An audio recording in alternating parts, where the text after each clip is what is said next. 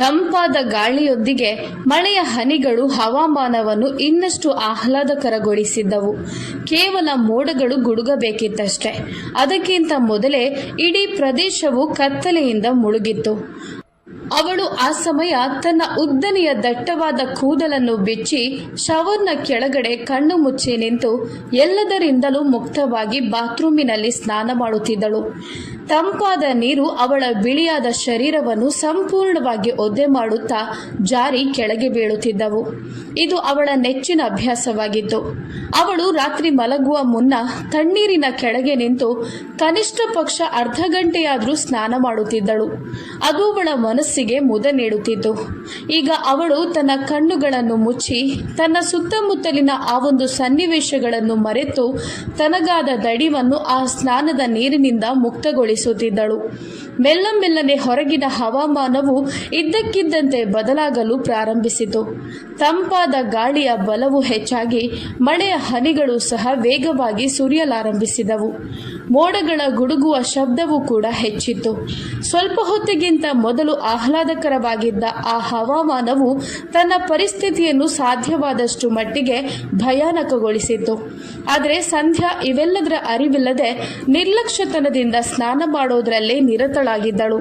ಇನ್ನು ಸ್ವಲ್ಪ ಹೊತ್ತಲ್ಲೇ ಅವಳ ಜೊತೆ ಯಾವ ಒಂದು ಘಟನೆಯು ನಡೆಯಲಿದೆ ಹಾಗೂ ಅದು ಅವಳ ಪೂರ್ತಿ ಜೀವನದ ದಿಕ್ಕನ್ನೇ ಹೇಗೆ ಬದಲಾಯಿಸಬಹುದು ಎಂಬ ಅರಿವು ಅವಳಿಗೆ ಇರಲಿಲ್ಲ. ಒಂದು ಜೋರಾದ ಗುಡುಗಿನ ಶಬ್ದದೊಂದಿಗೆ ಮೋಡಗಳು ಘರ್ಜಿಸಿದಾಗ ಅವಳು ಒಮ್ಮೆಲೆ ಭಯಭೀತಳಾಗಿ ಮುದುಡಿ ಕಣ್ಣು ಮುಚ್ಚಿ ನಿಂತುಕೊಂಡಳು. ಸ್ವಲ್ಪ ಹೊತ್ತಿನ ನಂತರ ಕಣ್ಣು ತೆರೆದಾಗ 4 ಕಡೆ ಕತ್ತಲು ತುಂಬಿತ್ತು. ಅವಳಿಗೆ ಮೊದಲಿನಿಂದಲೂ ಕತ್ತಲೆ ಎಂದರೆ ತುಂಬಾ ಭಯವಿತ್ತು. ಅವಳು ಹೆದರಿಕೊಂಡೇ ತಕ್ಷಣ ಶವರನ್ನು ಬಂದ್ ಮಾಡಿದಳು ಹಾಗೂ ಆ ಕತ್ತಲಲ್ಲಿಯೇ ತನ್ನ ಟವೆಲನ್ನು ಕೈಯಿಂದ ಹುಡುಕಾಡಿದಳು. ಅಯ್ಯೋ, ಈಗಲೇ ಈ ಕರೆಂಟ್ ಹೋಗ್ಬೇಕಿತ್ತ? 2 ಮಳೆ ಹನಿಗಳು ಸಹ ಇನ್ನೂ ಬಿದ್ದಿರ್ಲಿಕ್ಕಿಲ್ಲ. ಆಗ್ಲೇ ಈ ಕರೆಂಟಿನ ಫ್ಯೂಸ್ ಹಾರಿ ಹೋಗುತ್ತದೆ ಎಂದು ಅವಳು ತನಗೆ ತಾನೇ ಮನಸ್ಸಿನಲ್ಲಿ ಬಡಬಡಾಯಿಸುತ್ತಿದ್ದಳು. ಕರೆಂಟ್ ಹೋದ ಕಾರಣ ಅವಳ ಮನಸ್ಥಿತಿಯೂ ಸಹ ಆಫ್ ಆಗಿತ್ತು. ಯಾಕಂದ್ರೆ ಅವಳು ಇನ್ನೂ ಸ್ವಲ್ಪ ಹೊತ್ತು ಸ್ನಾನ ಮಾಡಬೇಕೆಂದುಕೊಂಡಿದ್ದಳು. ಆದರೆ ಈಗ ಕರೆಂಟ್ ಹೋದ್ಮೇಲೆ ಅವಳು ಸ್ನಾನ ಮಾಡುವ ತನ್ನ ಉದ್ದೇಶವನ್ನೇ ಬಿಟ್ಟು ಬಿಟ್ಟಿದ್ದಳು. ಹಾಗೆ ಅವಳು ತನ್ನ ಕೈಗಳನ್ನು ಚಾಚಿ ಟವಲನ್ನು ತೆಗೆಯಲು ಪ್ರಯತ್ನಿಸುತ್ತಿದ್ದಾಗ ಅದು ಇದ್ದಕ್ಕಿದ್ದಂತೆ ಅವಳ ಕೈ ಜಾರಿ ಕೆಳಗೆ ಬಿದ್ದಿತ್ತು. ಹೆದರಿಕೆಯಿಂದ ಸಂಪೂರ್ಣವಾಗಿ ಇನ್ನಷ್ಟು ಮುದುಡಿಕೊಂಡ ಅವಳಿಗೆ ಮನೆಯಲ್ಲಿ ಅಮ್ಮ ಅಪ್ಪನ ಧ್ವನಿಗಳು ಮೊದಲಿನಿಂದಲೂ ಕೇಳಿ ಬರುತ್ತಿದ್ದವು. ಆದರೆ ಒಮ್ಮೆಲೆ ಈ ಕರೆಂಟ್ ಹೋದ ಕಾರಣದಿಂದ ಅವರು ಕೂಡ ಚಿಂತೆಗೀಡಾಗಿದ್ದರು. ಯಾವಾಗಲೂ ಬಾತ್ರೂಮ್ ಅನ್ನು ಉಟ್ಟುಕೊಂಡು ಬಾತ್ರೂಮಿನಿಂದ ಹೊರಗಡೆ ಬರುವ ಸಂಧ್ಯಾ ಬೆಡ್ಡಿನಲ್ಲಿ ಇಟ್ಟಂತಹ ತನ್ನ ಬಟ್ಟೆಗಳನ್ನು ನಂತರ ಹಾಕಿಕೊಳ್ಳೋದು ಅವಳ ರೂಢಿಯಾಗಿತ್ತು. ಆ ಕ್ಷಣ ಅವಳು ತನ್ನ ಎಲ್ಲಾ ಪರದೆಗಳಿಂದ ಮುಕ್ತಳಾಗಿದ್ದಳು. ಕೋಣೆಯಲ್ಲಿ ಮೊದಲೇ ಕತ್ತಲು ತುಂಬಿತ್ತು. ಹಾಗಾಗಿ ಅವಳು ಒಂದು ಅಂದಾಜಿನಲ್ಲೇ ಬಾತ್ರೂಮಿನ ಬಾಗಿಲನ್ನು ತೆರೆದು ಹೊರಗಡೆ ನೋಡಿದಳು. ಕಿಟಕಿಯಿಂದ ಲಘುವಾದ ಮಿಂಚಿನ ಬೆಳಕು ಒಳಗೆ ಬರುತ್ತಿದ್ದವು. ಒಮ್ಮೆ ಅವಳು ತನ್ನ ನೋಟವನ್ನು ತನ್ನ ಶರೀರದ ಮೇಲೆ ಹಾಕಿದಾಗ ಅವಳಿಗೇನೆ ಮುಜುಗರವಾಗುವಂತಿತ್ತು. ಅವಳು ತನ್ನ ಕೈಗಳಿಂದ ತನ್ನನ್ನು ಮುಚ್ಚಿಕೊಂಡು ಮುಂದೆ ಸಾಗಿದಳು ಹಾಗೂ ಒಮ್ಮೆಲೆ ತನ್ನ ನೋಟವನ್ನು ಬೆಡ್ಡಿನ ಮೇಲೆ ಹಾಕಿದಾಗ ಅಲ್ಲಿ ಅವಳ ಯಾವ ಬಟ್ಟೆಗಳು ಇರಲಿಲ್ಲ. ಅವಳು ತನ್ನ ತಲೆಗೆ ತನ್ನ ಕೈಯಿಂದಲೇ ಲಘುವಾಗಿ ಹೊಡೆಯುತ್ತಾ ಆಳವಾದ ಉಸಿರನ್ನು ತೆಗೆದುಕೊಂಡು ನಿಂತಳು. ಬಿಸಿಲಿನ ಬೇಗೆಯಿಂದ ಸುಸ್ತಾಗಿ ದಣಿದಿದ್ದ ಅವಳು ಮನೆಗೆ ಬಂದಾಗ ಆತುರವಾಗಿ ಬಾತ್ರೂಮಿನ ಒಳಗೆ ನುಗ್ಗಿದಳು. ಬಟ್ಟೆ ತೆಗೆದಿಡಬೇಕೆಂಬ ಪ್ರಜ್ಞೆಯು ಅವಳಲ್ಲಿ ಇರಲಿಲ್ಲ ಎಂಬುದನ್ನು ನೆನಪು ಮಾಡಿಕೊಂಡಳು. ಆಮೇಲೆ ಅಲ್ಲೇ ಟೇಬಲ್ನ ಮೇಲೆ ಇದ್ದ ಸಣ್ಣ ಟಾರ್ಚ್ ಆನ್ ಮಾಡಿ ಮೈ ಮೇಲೆ ಬಟ್ಟೆನೇ ಇಲ್ಲದೆ ಅಲ್ಮಾರಿಯ ಎದುರು ಹೋಗಿ ನಿಂತಳು. ಅವಳು ಈಗಷ್ಟೇ ತನ್ನ ಬಟ್ಟೆಗಳನ್ನು ತೆಗೆಯುವುದರಲ್ಲಿದ್ದಾಗ ಯಾವುದೋ 2 ಆಳವಾದ ಕಣ್ಣುಗಳು ತನ್ನನ್ನೇ ಬಿಡದೆ ನೋಡುತ್ತಿರುವಂತೆ ಅವಳಿಗೆ ಭಾಸವಾಯಿತು. ಹಾಗೆ ಅವಳು ಅಲ್ಲಿ ನಿಂತು ಆ ಒಂದು ಭಾವನೆಯನ್ನು ಅರಿತಾಗ ಒಮ್ಮೆಲೆ ಅವಳ ರೋಮಗಳು ಎದ್ದು ನಿಂತವು. ಅವಳ ಅಸ್ತಿತ್ವವು ನಡುಗಲು ಪ್ರಾರಂಭಿಸಿತು. ಈ ಸಮಯದಲ್ಲಿ ನನ್ನ ಕೋಣೆಯಲ್ಲಿ ಯಾರಿರಬಹುದು ಎಂದು ಯೋಚಿಸುತ್ತಿದ್ದಂತೆಯೇ ಅವಳ ಹೃದಯ ಜೋರಾಗಿ ಬಡಿಯಲು ಪ್ರಾರಂಭಿಸಿತು. ಅವಳು ಹಾಗೆಯೇ ನಿಂತು ಒಮ್ಮೆಲೆ ಹಿಂತಿರುಗಿ ನೋಡಲು ಪ್ರಯತ್ನಿಸಿದಂತೆಯೇ ಯಾರದೋ ಅಗಲವಾದ ಎದೆಯು ಅವಳಿಗೆ ಡಿಕ್ಕಿ ಹೊಡೆದಿತ್ತು.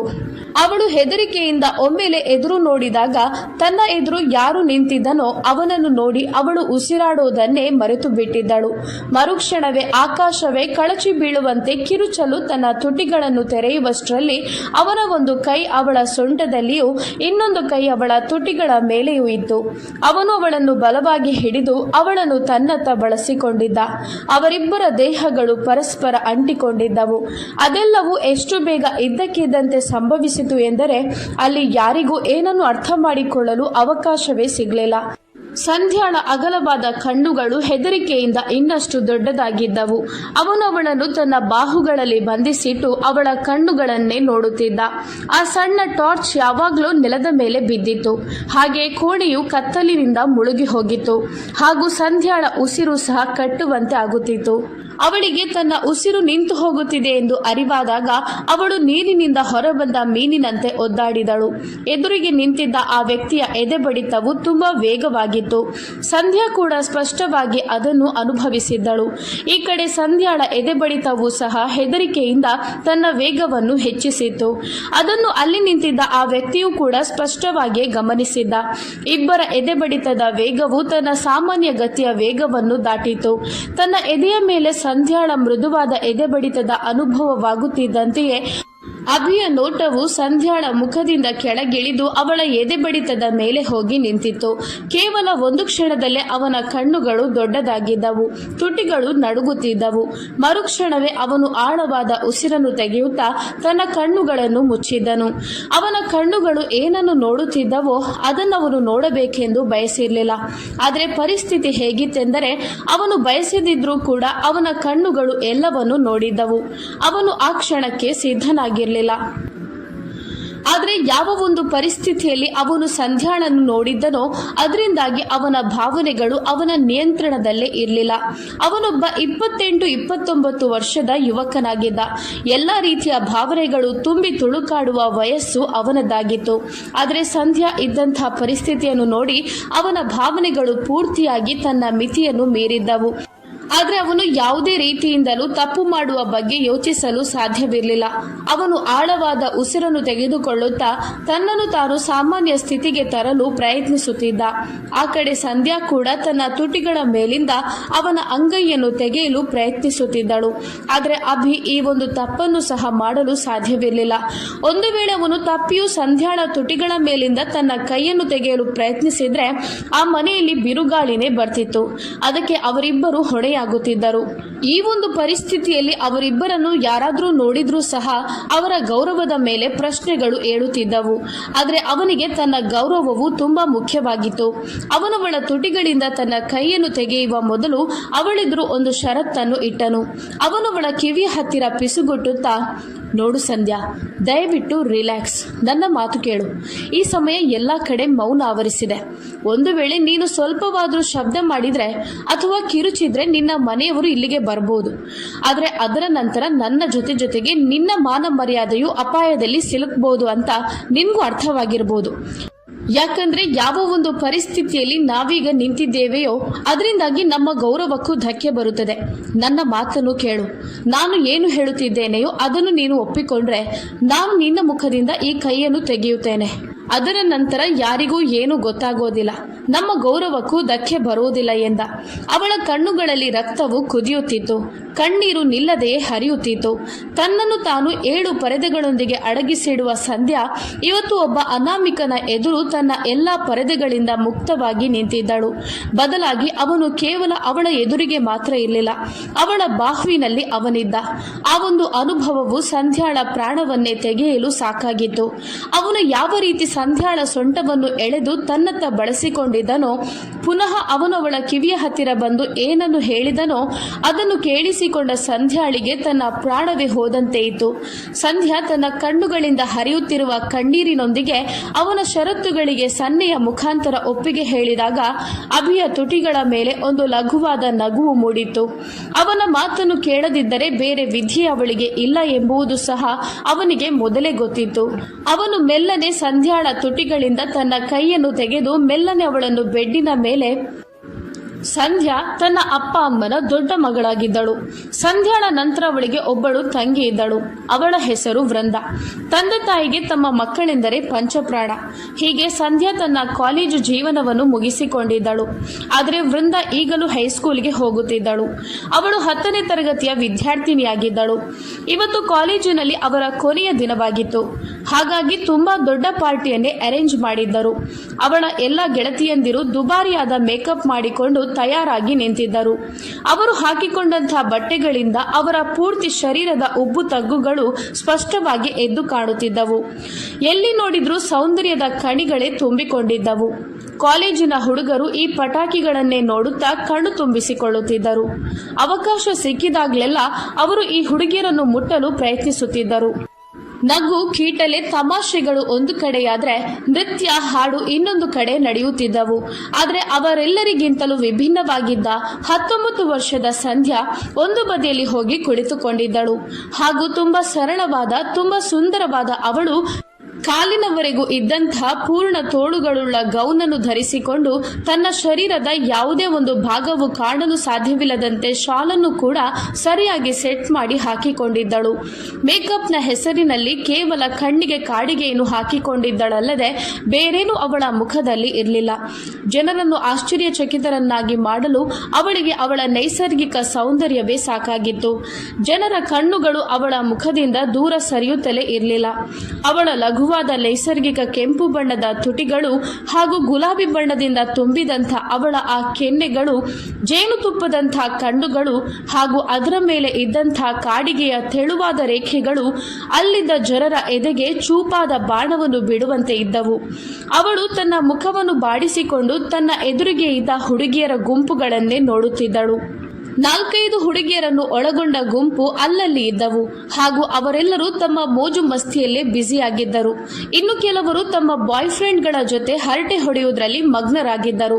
ಆದರೆ ಅವಳಿಗೆ ಇದ್ಯಾವುದರಲ್ಲೂ ಆಸಕ್ತಿ ಇರಲಿಲ್ಲ. ಹಾಗಾಗಿ ಅವಳು ತನ್ನ ಟೇಬಲ್ ಮೇಲೆ ಕುಳಿತುಕೊಂಡು ಎಲ್ಲರನ್ನು ನೋಡಿ ನೋಡಿ ಬೇಸತ್ತು ಹೋಗಿದ್ದಳು. ಆಗ ಅದೇ ಸಮಯ ಇಬ್ಬರು ಹುಡುಗಿಯರು ಅವಳ ಹತ್ತಿರದಿಂದ ಹಾದು ಹೋಗುತ್ತಿದ್ದಾಗ ಅವಳನ್ನು ನೋಡಿ ಮುಕ್ತವಾಗಿಯೇ ತಮಾಷೆ ಮಾಡುತ್ತಾ ಹೇಳಿದರು, ಯಾಕೆ ಈ ರೀತಿ ಹಳೆಯ ಕಾಲದವರ ಹಾಗೆ ಕುಳಿತಿದ್ದಿ? ಇವತ್ತು ನಮ್ಮ ಕಾಲೇಜಿನ ಕೊನೆಯ ದಿನ. ನಮ್ಮೊಟ್ಟಿಗೆ ಸೇರಿ ಹಾಡುತ್ತಾ ಕುಣಿಯುತ್ತಾ ಎಂಜಾಯ್ ಮಾಡು. ಪುನಃ ಈ ಒಂದು ಕ್ಷಣ ಮತ್ತೆ ಸಿಗೋದಿಲ್ಲ. ಇಷ್ಟೊಂದು ಸುಂದರವಾಗಿದ್ದೆ. ಆದರೆ ಈ ಸೌಂದರ್ಯವನ್ನು ಹೊಗಳುವವರೇ ಇಲ್ಲದ ಮೇಲೆ ಈ ಸೌಂದರ್ಯ ಇದ್ದು ಏನು ಪ್ರಯೋಜನ ಅಂತ ಹೇಳಿ ನಗುತ್ತಿದ್ದರು. ಆದರೆ ಸಂಧ್ಯಾ ಮೊದಲಿನಿಂದಲೂ ತುಂಬಾ ಸೂಕ್ಷ್ಮ ಸ್ವಭಾವದ ಹುಡುಗಿಯಾಗಿದ್ದಳು. ಅವಳು ಹುಡುಗರೆಂದರೆ ಸಾವಿರಾರು ಮೈಲುಗಟ್ಟಲೆ ದೂರ ಇರುತ್ತಿದ್ದಳು. ಒಂದು ವೇಳೆ ಅವರೊಬ್ಬಳ ನಡುವೆ ಬಂದರೂ ಸಹ ಅವಳಿಗೆ ಏನೋ ಒಂದು ರೀತಿಯ ಕಳವಳ ಹಾಗೂ ಗೊಂದಲಗಳು ಪ್ರಾರಂಭವಾಗುತ್ತಿದ್ದವು. ಹೃದಯ ಏನೋ ಒಂದು ರೀತಿಯ ವಿಚಿತ್ರ ಭಯದಿಂದ ಮುದುಡಿಕೊಳ್ಳುತ್ತಿತ್ತು. ಯಾರಾದರೂ ಹುಡುಗ ಅವಳ ಬದಿಯಲ್ಲಿ ಹಾದು ಹೋದರೂ ಸಹ ಅವಳು ತನ್ನೊಳಗೆ ಅಸುರಕ್ಷಿತ ಭಾವನೆಯನ್ನು ತಂದುಕೊಳ್ಳುತ್ತಿದ್ದಳು. ಅವಳು ತಕ್ಷಣವೇ ಆ ಹುಡುಗಿಯರಿಗೆ ನಿರಾಕರಿಸಿ ಎಲ್ಲರಿಂದಲೂ ದೂರ ಹೋಗಿ ಕುಳಿತುಕೊಂಡು ಆ ಹುಡುಗಿಯರ ನಗು ನಲಿವುಗಳನ್ನೇ ಮುಗುಳ್ನಗುತ್ತಾ ನೋಡುತ್ತಿದ್ದಳು. ಆದರೆ ಹುಡುಗಿಯರೆಲ್ಲ ಅವಳನ್ನು ನೋಡಿ ಮುಖ ಸಿಂಡರಿಸಿಕೊಂಡು ಹೋಗುತ್ತಿದ್ದರು. ಅವಳು ಕಾಲೇಜಿನಲ್ಲೇ ಟಾಪ್ ಸ್ಟೂಡೆಂಟ್ಸ್ಗಳಲ್ಲಿ ಒಬ್ಬಳಾಗಿದ್ದಳು. ಪಾರ್ಟಿಯೆಲ್ಲ ಮುಗಿದ ಮೇಲೆ ಅವಳು ಕಾಲೇಜಿನಿಂದ ಹೊರಗೆ ಬಂದಳು. ತನ್ನ ಸ್ನೇಹಿತರಿಗೆ ವಿದಾಯ ಹೇಳಿ ಅವಳು ಬಸ್ ಸ್ಟಾಪಿಗೆ ಬರುವಷ್ಟರಲ್ಲಿ ಅವಳ ಬಸ್ ಆಗಲೇ ಹೊರಟು ಹೋಗಿತ್ತು. ಇವತ್ತು ಅವಳ ಅಪ್ಪ ಕೂಡ ಒಂದು ಅಗತ್ಯವಾದ ಮೀಟಿಂಗ್ನಲ್ಲಿ ಬ್ಯುಸಿಯಾಗಿದ್ದರು ಹಾಗೂ ನಗರದಿಂದ ಸ್ವಲ್ಪ ಹೊರಗೆ ಇದ್ದರು. ಹಾಗಾಗಿ ಅವರು ಅವಳಿಗೆ ನೀನಿವತ್ತು ಬಸ್ಸಿನಲ್ಲಿ ಮನೆಗೆ ಹೋಗು ಅಂತ ಮೊದಲೇ ಹೇಳಿದ್ದರು. ಯಾಕಂದ್ರೆ ಅವಳು ಯಾವಾಗಲೂ ಕಾರಿನಲ್ಲಿಯೇ ಕಾಲೇಜಿಗೆ ಬಂದು ಹೋಗುವುದನ್ನು ಮಾಡುತ್ತಿದ್ದಳು. ಆದರೆ ಈಗ ಬೇರೆ ವಿಧಿ ಇಲ್ಲದೆ ಅವಳು ಸ್ವಲ್ಪ ಮುಂದೆ ನಡೆದುಕೊಂಡು ಹೋಗುತ್ತಾ ಯಾವುದಾದ್ರೂ ಟ್ಯಾಕ್ಸಿ ಸಿಕ್ಕಿದ್ರೆ ಅದರ ಸಹಾಯದಿಂದ ಮನೆಗೆ ಹೋಗುವ ಅಂತ ಅಂದುಕೊಂಡು ರಸ್ತೆಯನ್ನು ದಾಟುವ ಹೊತ್ತಿನಲ್ಲೇ ಯೂಟರ್ನ್ ತೆಗೆದುಕೊಂಡಂಥ ಒಂದು ಕಾರು ವೇಗವಾಗಿ ಅವಳ ಮುಂದೆಯೇ ಬಂದಿತ್ತು. ಈ ಒಂದು ಆಕಸ್ಮಿಕ ಘಟನೆಯಿಂದಾಗಿ ಅವಳ ಹೃದಯವೇ ಗಂಟಲಿಗೆ ಬಂದು ಸಿಕ್ಕಿ ಹಾಕಿಕೊಂಡಂತಿತ್ತು. ತಕ್ಷಣವೇ ಅವಳು ತನ್ನನ್ನು ತಾನು ರಕ್ಷಿಸಲು ಪ್ರಯತ್ನ ಪಟ್ಟಳು. ಆದರೆ ಆಗಲೇ ಕಾರಿನ ಬ್ರೇಕ್ಗಳ ಜೋರಾದ ಶಬ್ದವು ದೂರದವರೆಗೂ ಕೇಳಿ ಬರುತ್ತಿದ್ದವು. ಕಾರಿನಲ್ಲಿ ಕುಳಿತಿದ್ದ ವ್ಯಕ್ತಿ ಧೈರ್ಯ ಮಾಡಿ ಸಮಯಕ್ಕೆ ಸರಿಯಾಗಿ ಬ್ರೇಕ್ ಹಾಕಿದ್ದ. ಇಲ್ಲದಿದ್ದರೆ ಯಾವ ಒಂದು ವೇಗದಲ್ಲಿ ಅವನು ಬಂದಿದ್ದನೋ ಅದರಿಂದಾಗಿ ಏನು ಬೇಕಾದರೂ ನಡೆಯಬಹುದಿತ್ತು. ಆ ಸಂದರ್ಭದಲ್ಲಿ ಸಂಧ್ಯಾ ಹೆದರಿಕೆಯಿಂದ ತನ್ನೆರಡು ಕೈಗಳನ್ನು ಕಿವಿಗೆ ಇಟ್ಟುಕೊಂಡು ಕಣ್ಣುಗಳನ್ನು ಮುಚ್ಚಿ ಜೋರಾಗಿ ಕಿರುಚಿದ್ದಳು. ಅದರಿಂದಾಗಿ ಮರದ ಮೇಲೆ ಕುಳಿತಿದ್ದ ಪಾರಿವಾಳಗಳು ಸಹ ಹೆದರಿಕೆಯಿಂದ ತಮ್ಮ ರೆಕ್ಕೆಗಳನ್ನು ಪಟಪಟ ಅಂತ ಬಡಿದುಕೊಂಡು ಗುರಿಯಿಲ್ಲದ ಕಡೆಗೆ ಹಾರತೊಡಗಿದವು. ಹತ್ತಿರದಲ್ಲಿ ನಿಂತಿದ್ದ ಜನರೆಲ್ಲರೂ ಸಹ ತಮ್ಮ ಕಿವಿಗಳಿಗೆ ಬೆರಳುಗಳನ್ನು ಇಟ್ಟುಕೊಂಡು ಕಣ್ಣುಗಳನ್ನು ಮುಚ್ಚಿ ನಿಂತುಕೊಂಡಿದ್ದರು. ಬಹುಶಃ ಇನ್ನು ತನ್ನ ಕಣ್ಣುಗಳು ಸ್ವರ್ಗದಲ್ಲೇ ತೆರೆಯುತ್ತದೆ ಅಂತ ಅವಳು ಎಲ್ಲರಂತೆ ಅಂದುಕೊಂಡಿದ್ದಳು. ಅದರ ನಂತರ ಅವಳು ತನ್ನ ಕಣ್ಣುಗಳನ್ನು ನಿಧಾನವಾಗಿ ತೆರೆದಾಗ ಜನರೆಲ್ಲರೂ ಅವಳನ್ನೇ ಆಶ್ಚರ್ಯದಿಂದ ನೋಡುತ್ತಿದ್ದರು. ಅಷ್ಟೊತ್ತಿಗಾಗಲೇ ಆ ಕಾರಿನಿಂದ ಒಬ್ಬ ಕಟ್ಟುಮಸ್ತಾದ ಯುವಕ ಹೊರಗೆ ಬಂದು, ಓಹ್ ಸಾರಿ, ನನ್ನನ್ನು ಕ್ಷಮಿಸಿ, ನನಗೆ ಏನು ಮಾಡಬೇಕು ಅಂತ ಗೊತ್ತಾಗಿರಲಿಲ್ಲ ಎನ್ನುತ್ತಾ ಅವನು ತನ್ನ ಮಾತುಗಳನ್ನು ಮುಂದುವರಿಸುವ ಮೊದಲೇ ಸಂಧ್ಯಾ ಅವನನ್ನು ಕೋಪದಿಂದ ನೋಡುತ್ತಾ ಮುಂದೆ ಹೋಗಿ ಅವನ ಕಾಲರನ್ನು ಹಿಡಿದುಕೊಂಡಿದ್ದಳು.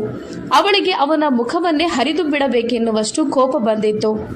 ಅವಳು ಕೋಪದಿಂದಲೇ ಏನು ಗೊತ್ತಾಗ್ಲಿಲ್ಲ? ನೀವೇನಾದ್ರೂ ಬೇರೆ ಲೋಕದಿಂದ ಬಂದವರಾ? ನಿಮ್ಗೆ ಇಲ್ಲಿಯ ನೀತಿ ನಿಯಮಗಳ ಬಗ್ಗೆ ಗೊತ್ತಿಲ್ವಾ? ರಸ್ತೆಯಲ್ಲಿ ಹೇಗೆ ಕಾರನ್ನು ಓಡಿಸಬೇಕು ಅಂತ ತಿಳಿದುಕೊಳ್ಳಲಿಲ್ಲವೇ? ಅಥವಾ ನೀವು ಕುರುಡರ? ಜೀವಂತವಾಗಿರುವಂತ 5 ಅಡಿ 5 ಇಂಚಿನ ಒಬ್ಬಳು ಹುಡುಗಿ ರಸ್ತೆ ದಾಟುವುದು ನಿಮ್ಗೆ ಕಾಣಿಸ್ತಿಲ್ವಾ? ಈ ಮುಖದ ಮೇಲೆ ಇರುವಂತಹ ಈ 2 ದೊಡ್ಡ ದೊಡ್ಡ ಕಣ್ಣುಗಳು ಅಲಂಕಾರಕ್ಕಾಗಿರುವ ಶೋ ಪೀಸ್ಗಳ? ಅಥವಾ ಅದು ನೋಡುವ ಕೆಲಸವನ್ನಾದ್ರೂ ಮಾಡ್ತದ? ಹೇ, ಒಂದು ವೇಳೆ ನಿಮ್ಗೆ ಡ್ರೈವಿಂಗ್ ಮಾಡಲು ಬರೋದಿಲ್ಲ ಎಂದಾದ್ರೆ ಯಾಕೆ ಕಾರನ್ನು ಓಡಿಸ್ತೀರಿ? ನಿಮ್ಮಂತ ಶ್ರೀಮಂತ ಹುಡುಗರು ನಿಮ್ಮ ಚಾಳಿಯನ್ನ ಎಲ್ಲಿ ಬಿಡ್ತೀರಾ? ಚೆನ್ನಾಗಿ ಕುಡಿದು ಕಾರನ್ನು ಏರಿ ಕುಳಿತುಕೊಳ್ತೀರಿ. ಎಲ್ಲಾದ್ರೂ ಹುಡುಗಿಯರು ಕಂಡ್ರೆ ಸಾಕು, ಉದ್ದೇಶ ಪೂರ್ವಕವಾಗಿ ಶೋ ಮಾಡಿಕೊಳ್ಳುತ್ತಾ ಕಾರನ್ನು ಚಲಾಯಿಸ್ತೀರಿ ಎಂದು ಒಂದೇ ಉಸಿರಿನಲ್ಲಿ ಪ್ರಶ್ನೆಗಳ ಮೇಲೆ ಪ್ರಶ್ನೆ ಮಾಡುತ್ತಾ ಎಲ್ಲರ ಎದುರು ಅವನ ಕಾಲರ್ ಹಿಡಿದು ಅವಮಾನಿಸಿದ್ದಳು. ಆದರೆ ವಿಚಿತ್ರ ವಿಷಯವೇನೆಂದ್ರೆ, ಇಷ್ಟೆಲ್ಲ ಅವಮಾನವಾದ್ರೂ ಆ ಯುವಕ ಅವಳೆದುರು ಒಂದು ಮಾತನ್ನು ಆಡ್ಲಿಲ್ಲ.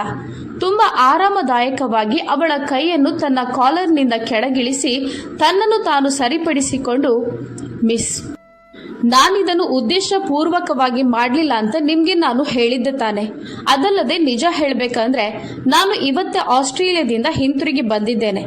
ಅಲ್ಲಿಯ ಡ್ರೈವಿಂಗು ಇಲ್ಲಿಯ ಡ್ರೈವಿಂಗು ತುಂಬಾ ವ್ಯತ್ಯಾಸ ಇದೆ. ಹಾಗಾಗಿ ಸ್ವಲ್ಪ ಗಡಿಬಿಡಿಯಲ್ಲಿ ಹೀಗಾಯಿತು. ದೇವರ ದಯೆಯಿಂದ ನಿಮ್ಗೇನು ಆಗ್ಲಿಲ್ಲ. ನಿಮ್ಗೆ ಏನಾದ್ರೂ ತೊಂದರೆ ಆಗಿದ್ರೆ ಅಥವಾ ಒಂದು ವೇಳೆ ಎಲ್ಲಾದ್ರೂ ಗಾಯ ಆಗಿದ್ರೆ ನಾನು ನಿಮ್ಮನ್ನು ಆಸ್ಪತ್ರೆಗೆ ಕರೆದುಕೊಂಡು ಹೋಗುತ್ತೇನೆ ಎಂದ. ಆದ್ರೆ ಸಂಧ್ಯಾ ಅವನ ಯಾವ ಮಾತುಗಳನ್ನು ಕೇಳಿಸಿಕೊಳ್ಳಲು ಇಷ್ಟಪಡಲಿಲ್ಲ.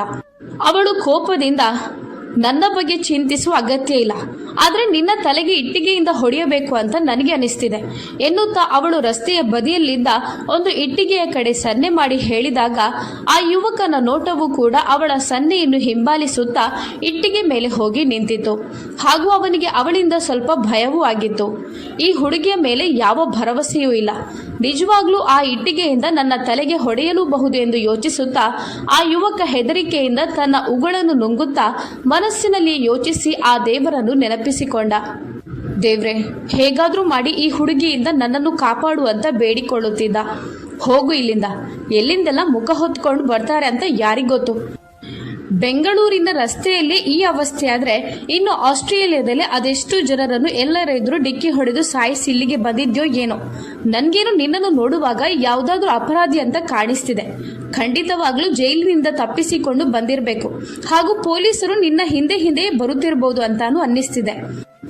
ಅಲ್ಲ, ನಾನು ಹೇಳುತ್ತಿರುವುದು ನಿಜ ಅಲ್ವಾ ಎಂದು ಕೇಳುತ್ತಾ ಅವಳು ತನ್ನ ನೋಟವನ್ನು ಆ ಕಡೆ ಈ ಕಡೆ ಹಾಕುತ್ತಾ ಎಲ್ಲಾದ್ರೂ ಪೊಲೀಸರು ಈ ಯುವಕನ ಹಿಂದೆ ಇದ್ದಾರೆ ಅಂತ ನೋಡುತ್ತಿದ್ದಳು. ಅವಳ ಈ ಮಾತನ್ನು ಕೇಳಿ ಅವನಿಗೆ ನಗು ತಡೆಯಲು ಸಾಧ್ಯವಾಗಲಿಲ್ಲ. ಗುಲಾಬಿ ಬಣ್ಣದ ಗೌನನ್ನು ಹಾಕಿ ಉರು ಬಿಸಿಲಿನಲ್ಲಿ ನಿಂತುಕೊಂಡು ಕೋಪದಿಂದ ತಾನೇ ಗುಲಾಬಿ ಬಣ್ಣಕ್ಕೆ ತಿರುಗಿದ್ದಳು. ಹಾಗೂ ಆಗಾಗ ತನ್ನ ಬೆರಳನ್ನು ಎತ್ತಿ ಅವನಿಗೆ ಎಚ್ಚರಿಕೆಯನ್ನು ನೀಡುತ್ತಿದ್ದಳು. ಅಭಿಗೆ ಅವಳ ಧೈರ್ಯವನ್ನು ಹೊಗಳದೇ ಇರಲು ಸಾಧ್ಯವಾಗಲಿಲ್ಲ. ಅವನು ತನ್ನ ನಗುವನ್ನು ತನ್ನ ತುಟಿಗಳಿಂದ ಒತ್ತಿ ಹಿಡಿದು ನಿಂತುಕೊಂಡ. ಆಗಲೇ ಅವನ ಮೊಬೈಲ್ ರಿಂಗ್ ಆಗಲು ಪ್ರಾರಂಭಿಸಿತು. ಆ ಮೊಬೈಲ್ನ ಮೇಲೆ ಪ್ರಿಯಾ ಎಂಬ ಹೆಸರು ಮಿನುಗುತ್ತಿದ್ದಂತೆಯೇ ಆ ಹೆಸರನ್ನು ನೋಡಿದಾಕ್ಷಣ ಅವನ ತುಟಿಯಂಚಿನಲ್ಲೂ ಒಂದು ಮುಗುಳ್ನಗು ಮೂಡಿತು. ಸಾರಿ ಪ್ರಿಯಾ, ಈಗ ನಿನ್ನೊಂದಿಗೆ ಮಾತನಾಡಲು ಆಗುತ್ತಿಲ್ಲ, ಸ್ವಲ್ಪ ಬ್ಯುಸಿ ಇದ್ದೇನೆ ಎಂದು ಹೇಳಿ ಫೋನ್ ಕಟ್ ಮಾಡಿದ್ದ. ಜೀವನದಲ್ಲಿ ಮೊದಲ ಬಾರಿ ಅವನು ಪ್ರಿಯಾಳ ಕಾಲ್ ಈ ರೀತಿ ಕಟ್ ಮಾಡಿದ್ದ. ಪ್ರಿಯಾ ಎಂದರೆ ಅವನ ಜೀವನವಾಗಿದ್ದಳು, ಅವನ ಪ್ರೀತಿಯಾಗಿದ್ದಳು. ಆದರೆ ಈಗ ಸದ್ಯಕ್ಕೆ ಅವನ ಎದುರು ನಿಂತಿರುವಂತ ಆ ಬಿರುಗಾಳಿಯನ್ನು ಅವನು ತಡೆಯಬೇಕೆಂದಿದ್ದ. ಅದು ಯಾವ ರೀತಿಯಲ್ಲೂ ಅವನ ಬೆನ್ನು ಬಿಡಲು ತಯಾರಿರಲಿಲ್ಲ. ಅವನು ತನ್ನ ಫೋನನ್ನು ಬಂದ್ ಮಾಡಿ ತನ್ನ ಜೇಬಿನೊಳಗೆ ಹಾಕಿ ಅವಳನ್ನು ನೋಡುತ್ತಾ, ಮಿಸ್, ದಯವಿಟ್ಟು ನನ್ನನ್ನು ಕ್ಷಮಿಸಿ ಅಂತ ಆವಾಗದಿಂದ ಮತ್ತೆ ಮತ್ತೆ ಹೇಳುತ್ತಲೇ ಇದ್ದೇನೆ. ಆದರೆ ನೀವು ಒಪ್ಪುವಂತೆ ಕಾಣುತ್ತಿಲ್ಲ. ಸರಿ, ಹಾಗಾದ್ರೆ ಒಂದು ವೇಳೆ ನೀವು ಬಯಸೋದಾದ್ರೆ ಹಣದ ಮೂಲಕ ಇದನ್ನು ಸರಿದೂಗಿಸಲೇ, ನೀವೇ ಹೇಳಿ, ಎಷ್ಟು ಹಣ ಕೊಡಬೇಕು ಅಂತ ಕೇಳಿ ಅವನು ತನ್ನ ಜೇಬಿನಿಂದ ಸಾಕಷ್ಟು ನೋಟುಗಳನ್ನು ಹೊರತೆಗೆಯುತ್ತಾ ಇದರಿಂದಲಾದರೂ ಅವಳನ್ನು ಮೌನಗೊಳಿಸಬಹುದು ಅಂದುಕೊಂಡ. ಆದರೆ ಹಣದ ಹೆಸರನ್ನು ಕೇಳುತ್ತಿದ್ದಂತೆಯೇ ಸಂಧ್ಯಾಳ ಕೋಪವು ನೆತ್ತಿಗೇರಿತು. ನೀನು ನನಗೆ ಹಣದ ಆಸೆಯನ್ನು ತೋರಿಸ್ತಿದ್ಯಾ ಅಥವಾ ಈ ಹಣದಿಂದ ನನ್ನನ್ನು ಖರೀದಿಸಲು ಬಯಸ್ತಿದ್ಯಾ? ನನಗೆ ಹಣ ತೋರಿಸುವಷ್ಟು ಧೈರ್ಯ ನಿನಗೆ ಎಲ್ಲಿಂದ ಬಂತು ಎಂದು ಕೇಳುತ್ತಾ ಕೋಪದಿಂದ ತನ್ನ ಬೆರಳನ್ನು ಎತ್ತಿಕೊಂಡು ಅವನ ಮುಂದೆಯೇ ಬಂದಿದ್ದಳು. ಆಗ ಅಭಿಯು ಹೆದರಿಕೆಯಿಂದ 2 ಹೆಜ್ಜೆ ಹಿಂದೆ ಹೋಗಿದ್ದ. ನಂತರ ಅಲ್ಲಿದ್ದವರೆಲ್ಲ ಸೇರಿ ಆ ವಿಷಯವನ್ನು ಹೇಗಾದರೂ ಮಾಡಿ ಇತ್ಯರ್ಥಗೊಳಿಸಿದರು. ಅಲ್ಲೇ ನಿಂತಿದ್ದ ಒಬ್ಬ ವ್ಯಕ್ತಿ ಟ್ಯಾಕ್ಸಿಯನ್ನು ಬರಲು ಹೇಳಿದ. ಅದರಲ್ಲಿ ಸಂಧ್ಯಾ ಕುಳಿತುಕೊಂಡು ತನ್ನ ಮನೆಯ ದಾರಿಯನ್ನು ಹಿಡಿದಿದ್ದಳು. ಬಹುಶಃ ಅದು ಅವರಿಬ್ಬರ ಕೊನೆಯ ಭೇಟಿ ಅಂತ ಅವಳು ತಿಳಿದುಕೊಂಡಿದ್ದಳು. ಹಾಗೂ ಮನೆ ತಲುಪುವಷ್ಟೊತ್ತಿಗೆ ಆ ಘಟನೆಯನ್ನು ತನ್ನ ಮನಸ್ಸಿನಿಂದ ಹೊರಗೆ ಹಾಕಿದ್ದಳು. ಆದರೆ ಜೀವನದಲ್ಲಿ ಆಕಸ್ಮಿಕವಾಗಿ ಕೆಲವೊಂದು ಜನರನ್ನು ಸಂಧಿಸಿದಾಗ ಅದು ಅರ್ಥಹೀನ ಅಂತ ತಿಳಿದುಕೊಳ್ಳೋದು ಸರಿಯಲ್ಲ. ಈ ಒಂದು ಮುಖಾಮುಖಿಯ ಹಿಂದೆ ದೇವರ ಅತ್ಯಂತ ದೊಡ್ಡ ಸನ್ನೆಯು ಅಡಗಿರುತ್ತದೆ ಎಂದು ಅವಳಿಗೆ ಗೊತ್ತಿರಲಿಲ್ಲ. ಬಹುಶಃ ಇಲ್ಲಿಂದಲೇ ಸಂಧ್ಯಾಳ ಜೀವನ ಹೊಸ ತಿರುವನ್ನು ಪಡೆಯುವ ಹಂತದಲ್ಲಿತ್ತು ಎಂಬುದು ಸಹ ಅವಳಿಗೆ ಗೊತ್ತಿರದ ವಿಷಯ. ಈ ರೀತಿ ಅವಳು ಮನೆಗೆ ತಲುಪಿದಾಗ ಅವಳ ಅಮ್ಮ ಅಡುಗೆ ವ್ಯವಸ್ಥೆ ಮಾಡುತ್ತಿದ್ದರು. ಇಡೀ ಮನೆ ಅಡುಗೆಯ ಸುವಾಸನೆಯಿಂದ ತುಂಬಿತ್ತು. ಹಾಗೂ ಮನೆಯಲ್ಲಿ ಇದ್ದಕ್ಕಿದ್ದಂತೆ ಗದ್ದಲ ಉಂಟಾಗಿತ್ತು. ಅದೂ ಅಲ್ಲದೆ ಅವಳನ್ನು ಬಿಟ್ಟರೆ ಅವಳ ಮನೆಯಲ್ಲಿ ಅವಳ ತಂಗಿ ಅಪ್ಪ ಅಮ್ಮ ಮಾತ್ರ ವಾಸಿಸುತ್ತಿದ್ದರು. ಹಾಗಾಗಿ ಈಗ ಸಂಧ್ಯಾ ಮನೆಗೆ ಬಂದ ಮೇಲೆ ಅವಳಿಗೆ ಸ್ವಲ್ಪ ನೆಮ್ಮದಿ ಅನ್ನಿಸಿತು. ಆದರೆ ಆ ಸಮಯದಲ್ಲಿ ಮನೆಯ ವಾತಾವರಣವು ಬೇರೆನೇ ಕಾಣುತ್ತಿತ್ತು. ಇಬ್ಬರು ಕೆಲಸದವರು ಸಭಾಂಗಣವನ್ನು ಸ್ವಚ್ಛಗೊಳಿಸುತ್ತಿದ್ದರು.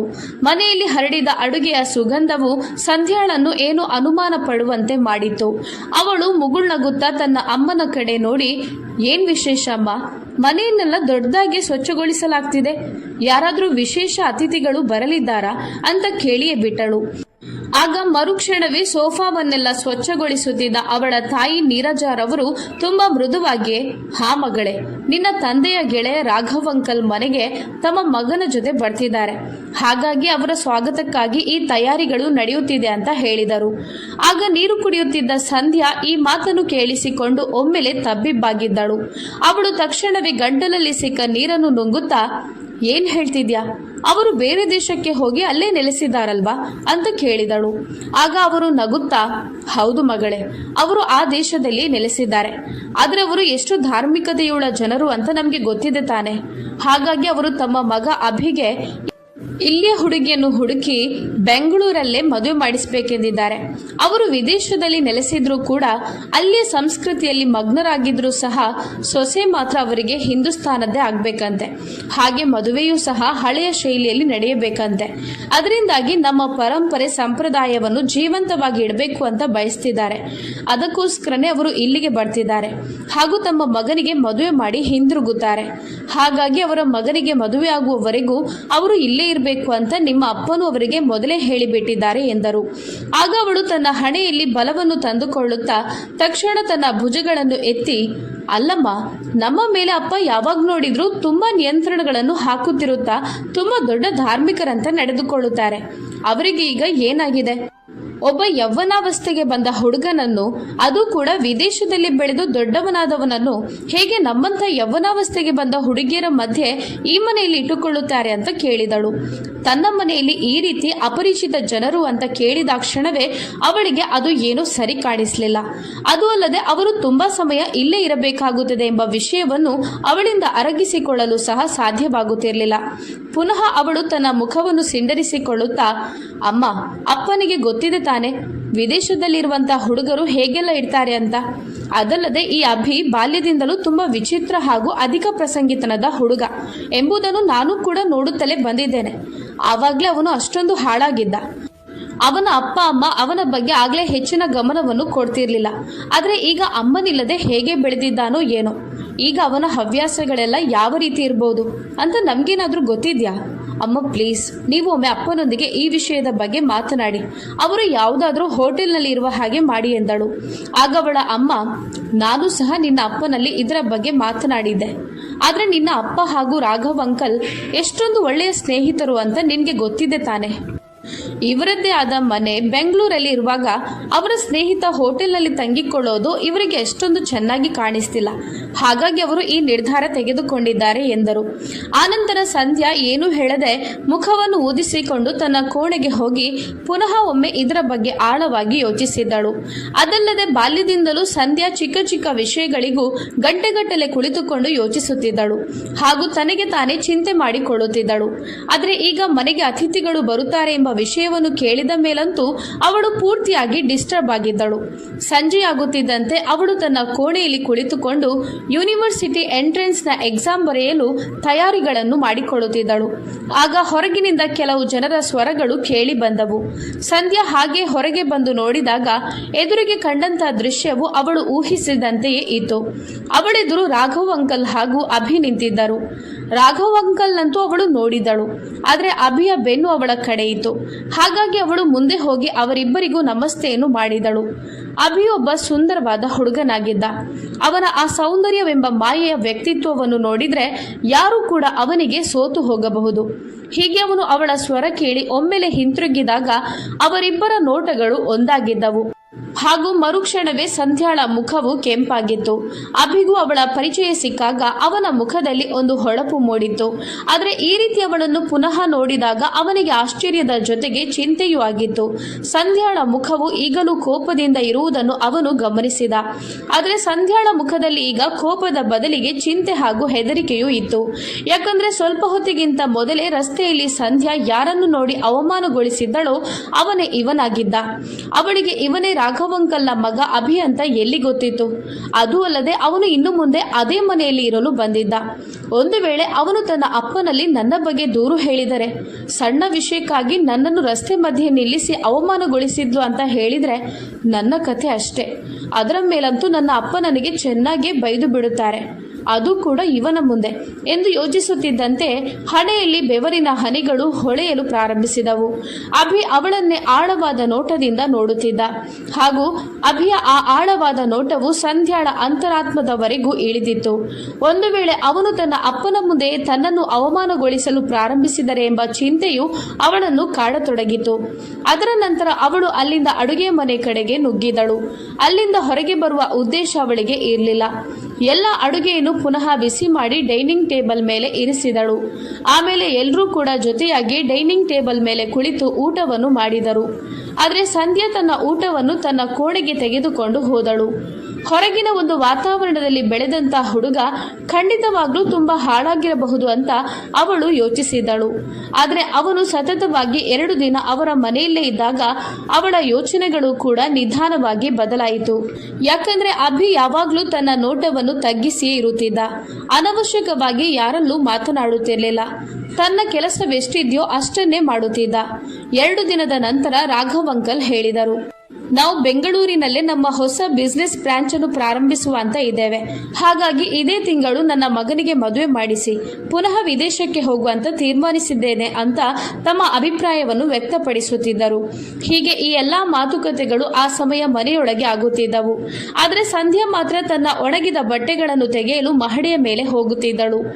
ಅವಳಂತೂ ಅವನನ್ನು ತುಂಬಾ ಅಧಿಕ ಪ್ರಸಂಗಿತನದವನಾಗಿರಬಹುದೆಂದು ತಪ್ಪು ತಿಳಿದುಕೊಂಡಿದ್ದಳು.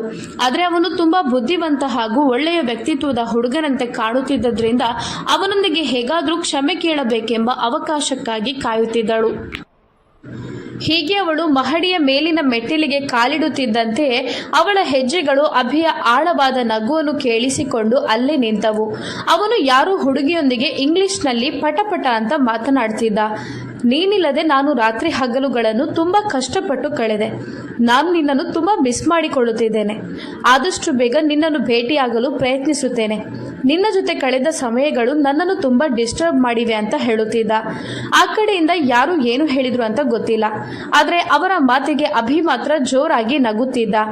ಇನ್ನೂ ಸ್ವಲ್ಪ ದಿನ ಅಷ್ಟೇ, ಅದರ ನಂತರ ನೀನು ನನ್ನ ತೋಳುಗಳಲ್ಲಿ ಅಂತ ಹೇಳುತ್ತಿದ್ದಂತೆಯೇ ಆ ಮಾತುಗಳನ್ನು ಕೇಳಿಸಿಕೊಂಡ ಸಂಧ್ಯಾಳ ಹಣೆಯಲ್ಲಿ ಬಲ ಬಂದಿತ್ತು. ಹಾಗೂ ಒಮ್ಮೆಲೆ ಅವಳ ಹೃದಯವು ಆತಂಕ ಹಾಗೂ ಗೊಂದಲದಿಂದ ತುಂಬಿ ಹೋಯಿತು. ಅವನನ್ನು ಅವಳು ತುಂಬ ಸಭ್ಯ ವ್ಯಕ್ತಿ, ಒಳ್ಳೆಯ ಹುಡುಗ ಅಂತ ಅಂದುಕೊಂಡಿದ್ದಳು. ಆದರೆ ಮರುಕ್ಷಣವೇ ಅವಳು ಗೊಣಗುತ್ತಾ, ನೋಡಿ ಕಿಡಿಗೇಡಿಯನ್ನು, ಇವನ ಅಪ್ಪ ಕೆಳಗೆ ಒಂದು ಸಂಸ್ಕಾರವಂತ ಮನೆತನದ ಹುಡುಗಿಯನ್ನು ಹುಡುಕಿ ಮದುವೆ ಮಾಡಿಸಲು ಹೊರಟಿದ್ದಾರೆ. ಆದರೆ ಇವನು ಇಲ್ಲಿ ನಿಂತುಕೊಂಡು ಹುಡುಗಿಯರೊಂದಿಗೆ ಕೆಟ್ಟದಾಗಿ ಮಾತನಾಡುತ್ತಿದ್ದಾನೆ. ಎಷ್ಟು ಹುಡುಗಿಯರ ಜೀವನವನ್ನು ಹಾಳು ಮಾಡಿದ್ದಾನೆ ಅಂತ ಯಾರಿಗೊತ್ತು. ಮುಖ ನೋಡುವಾಗ ಮುಗ್ಧನಂತೆ ಕಾಣುತ್ತಾನೆ, ಒಳಗೊಳಗೆ ಪೂರ್ತಿ ದೆವ್ವ ತುಂಬಿಕೊಂಡಿದ್ದಾನೆ ಅಂತ ತನ್ನೊಳಗೆ ಹೇಳಿಕೊಳ್ಳುತ್ತಾ ಗಂಟಲನ್ನು ಸರಿಪಡಿಸಿಕೊಂಡು ಮಹಡಿಯ ಮೇಲೆ ತಲುಪಿದಳು. ಆಗ ಅಭಿ ತಕ್ಷಣವೇ ತನ್ನ ಕಿವಿಯಿಂದ ಫೋನನ್ನು ಸರಿಸಿದನು. ಸಂಧ್ಯಾ ಅವನ ಕಡೆ ನೋಡದೆ ಬೇಗನೆ ತಂತಿಯಲ್ಲಿ ಹರಡಿರುವ ಬಟ್ಟೆಗಳನ್ನು ತೆಗೆಯಲು ಪ್ರಾರಂಭಿಸಿದಳು. ಆಗ ಅಭಿ ಸಹ ಅವಳ ಹತ್ತಿರ ಬಂದು ತಾನೂ ಕೂಡ ಆ ಬಟ್ಟೆಗಳನ್ನು ತಂತಿಯಿಂದ ತೆಗೆಯುತ್ತಾ ಅವಳಿಗೆ ಸಹಾಯ ಮಾಡಲು ಪ್ರಾರಂಭಿಸಿದ.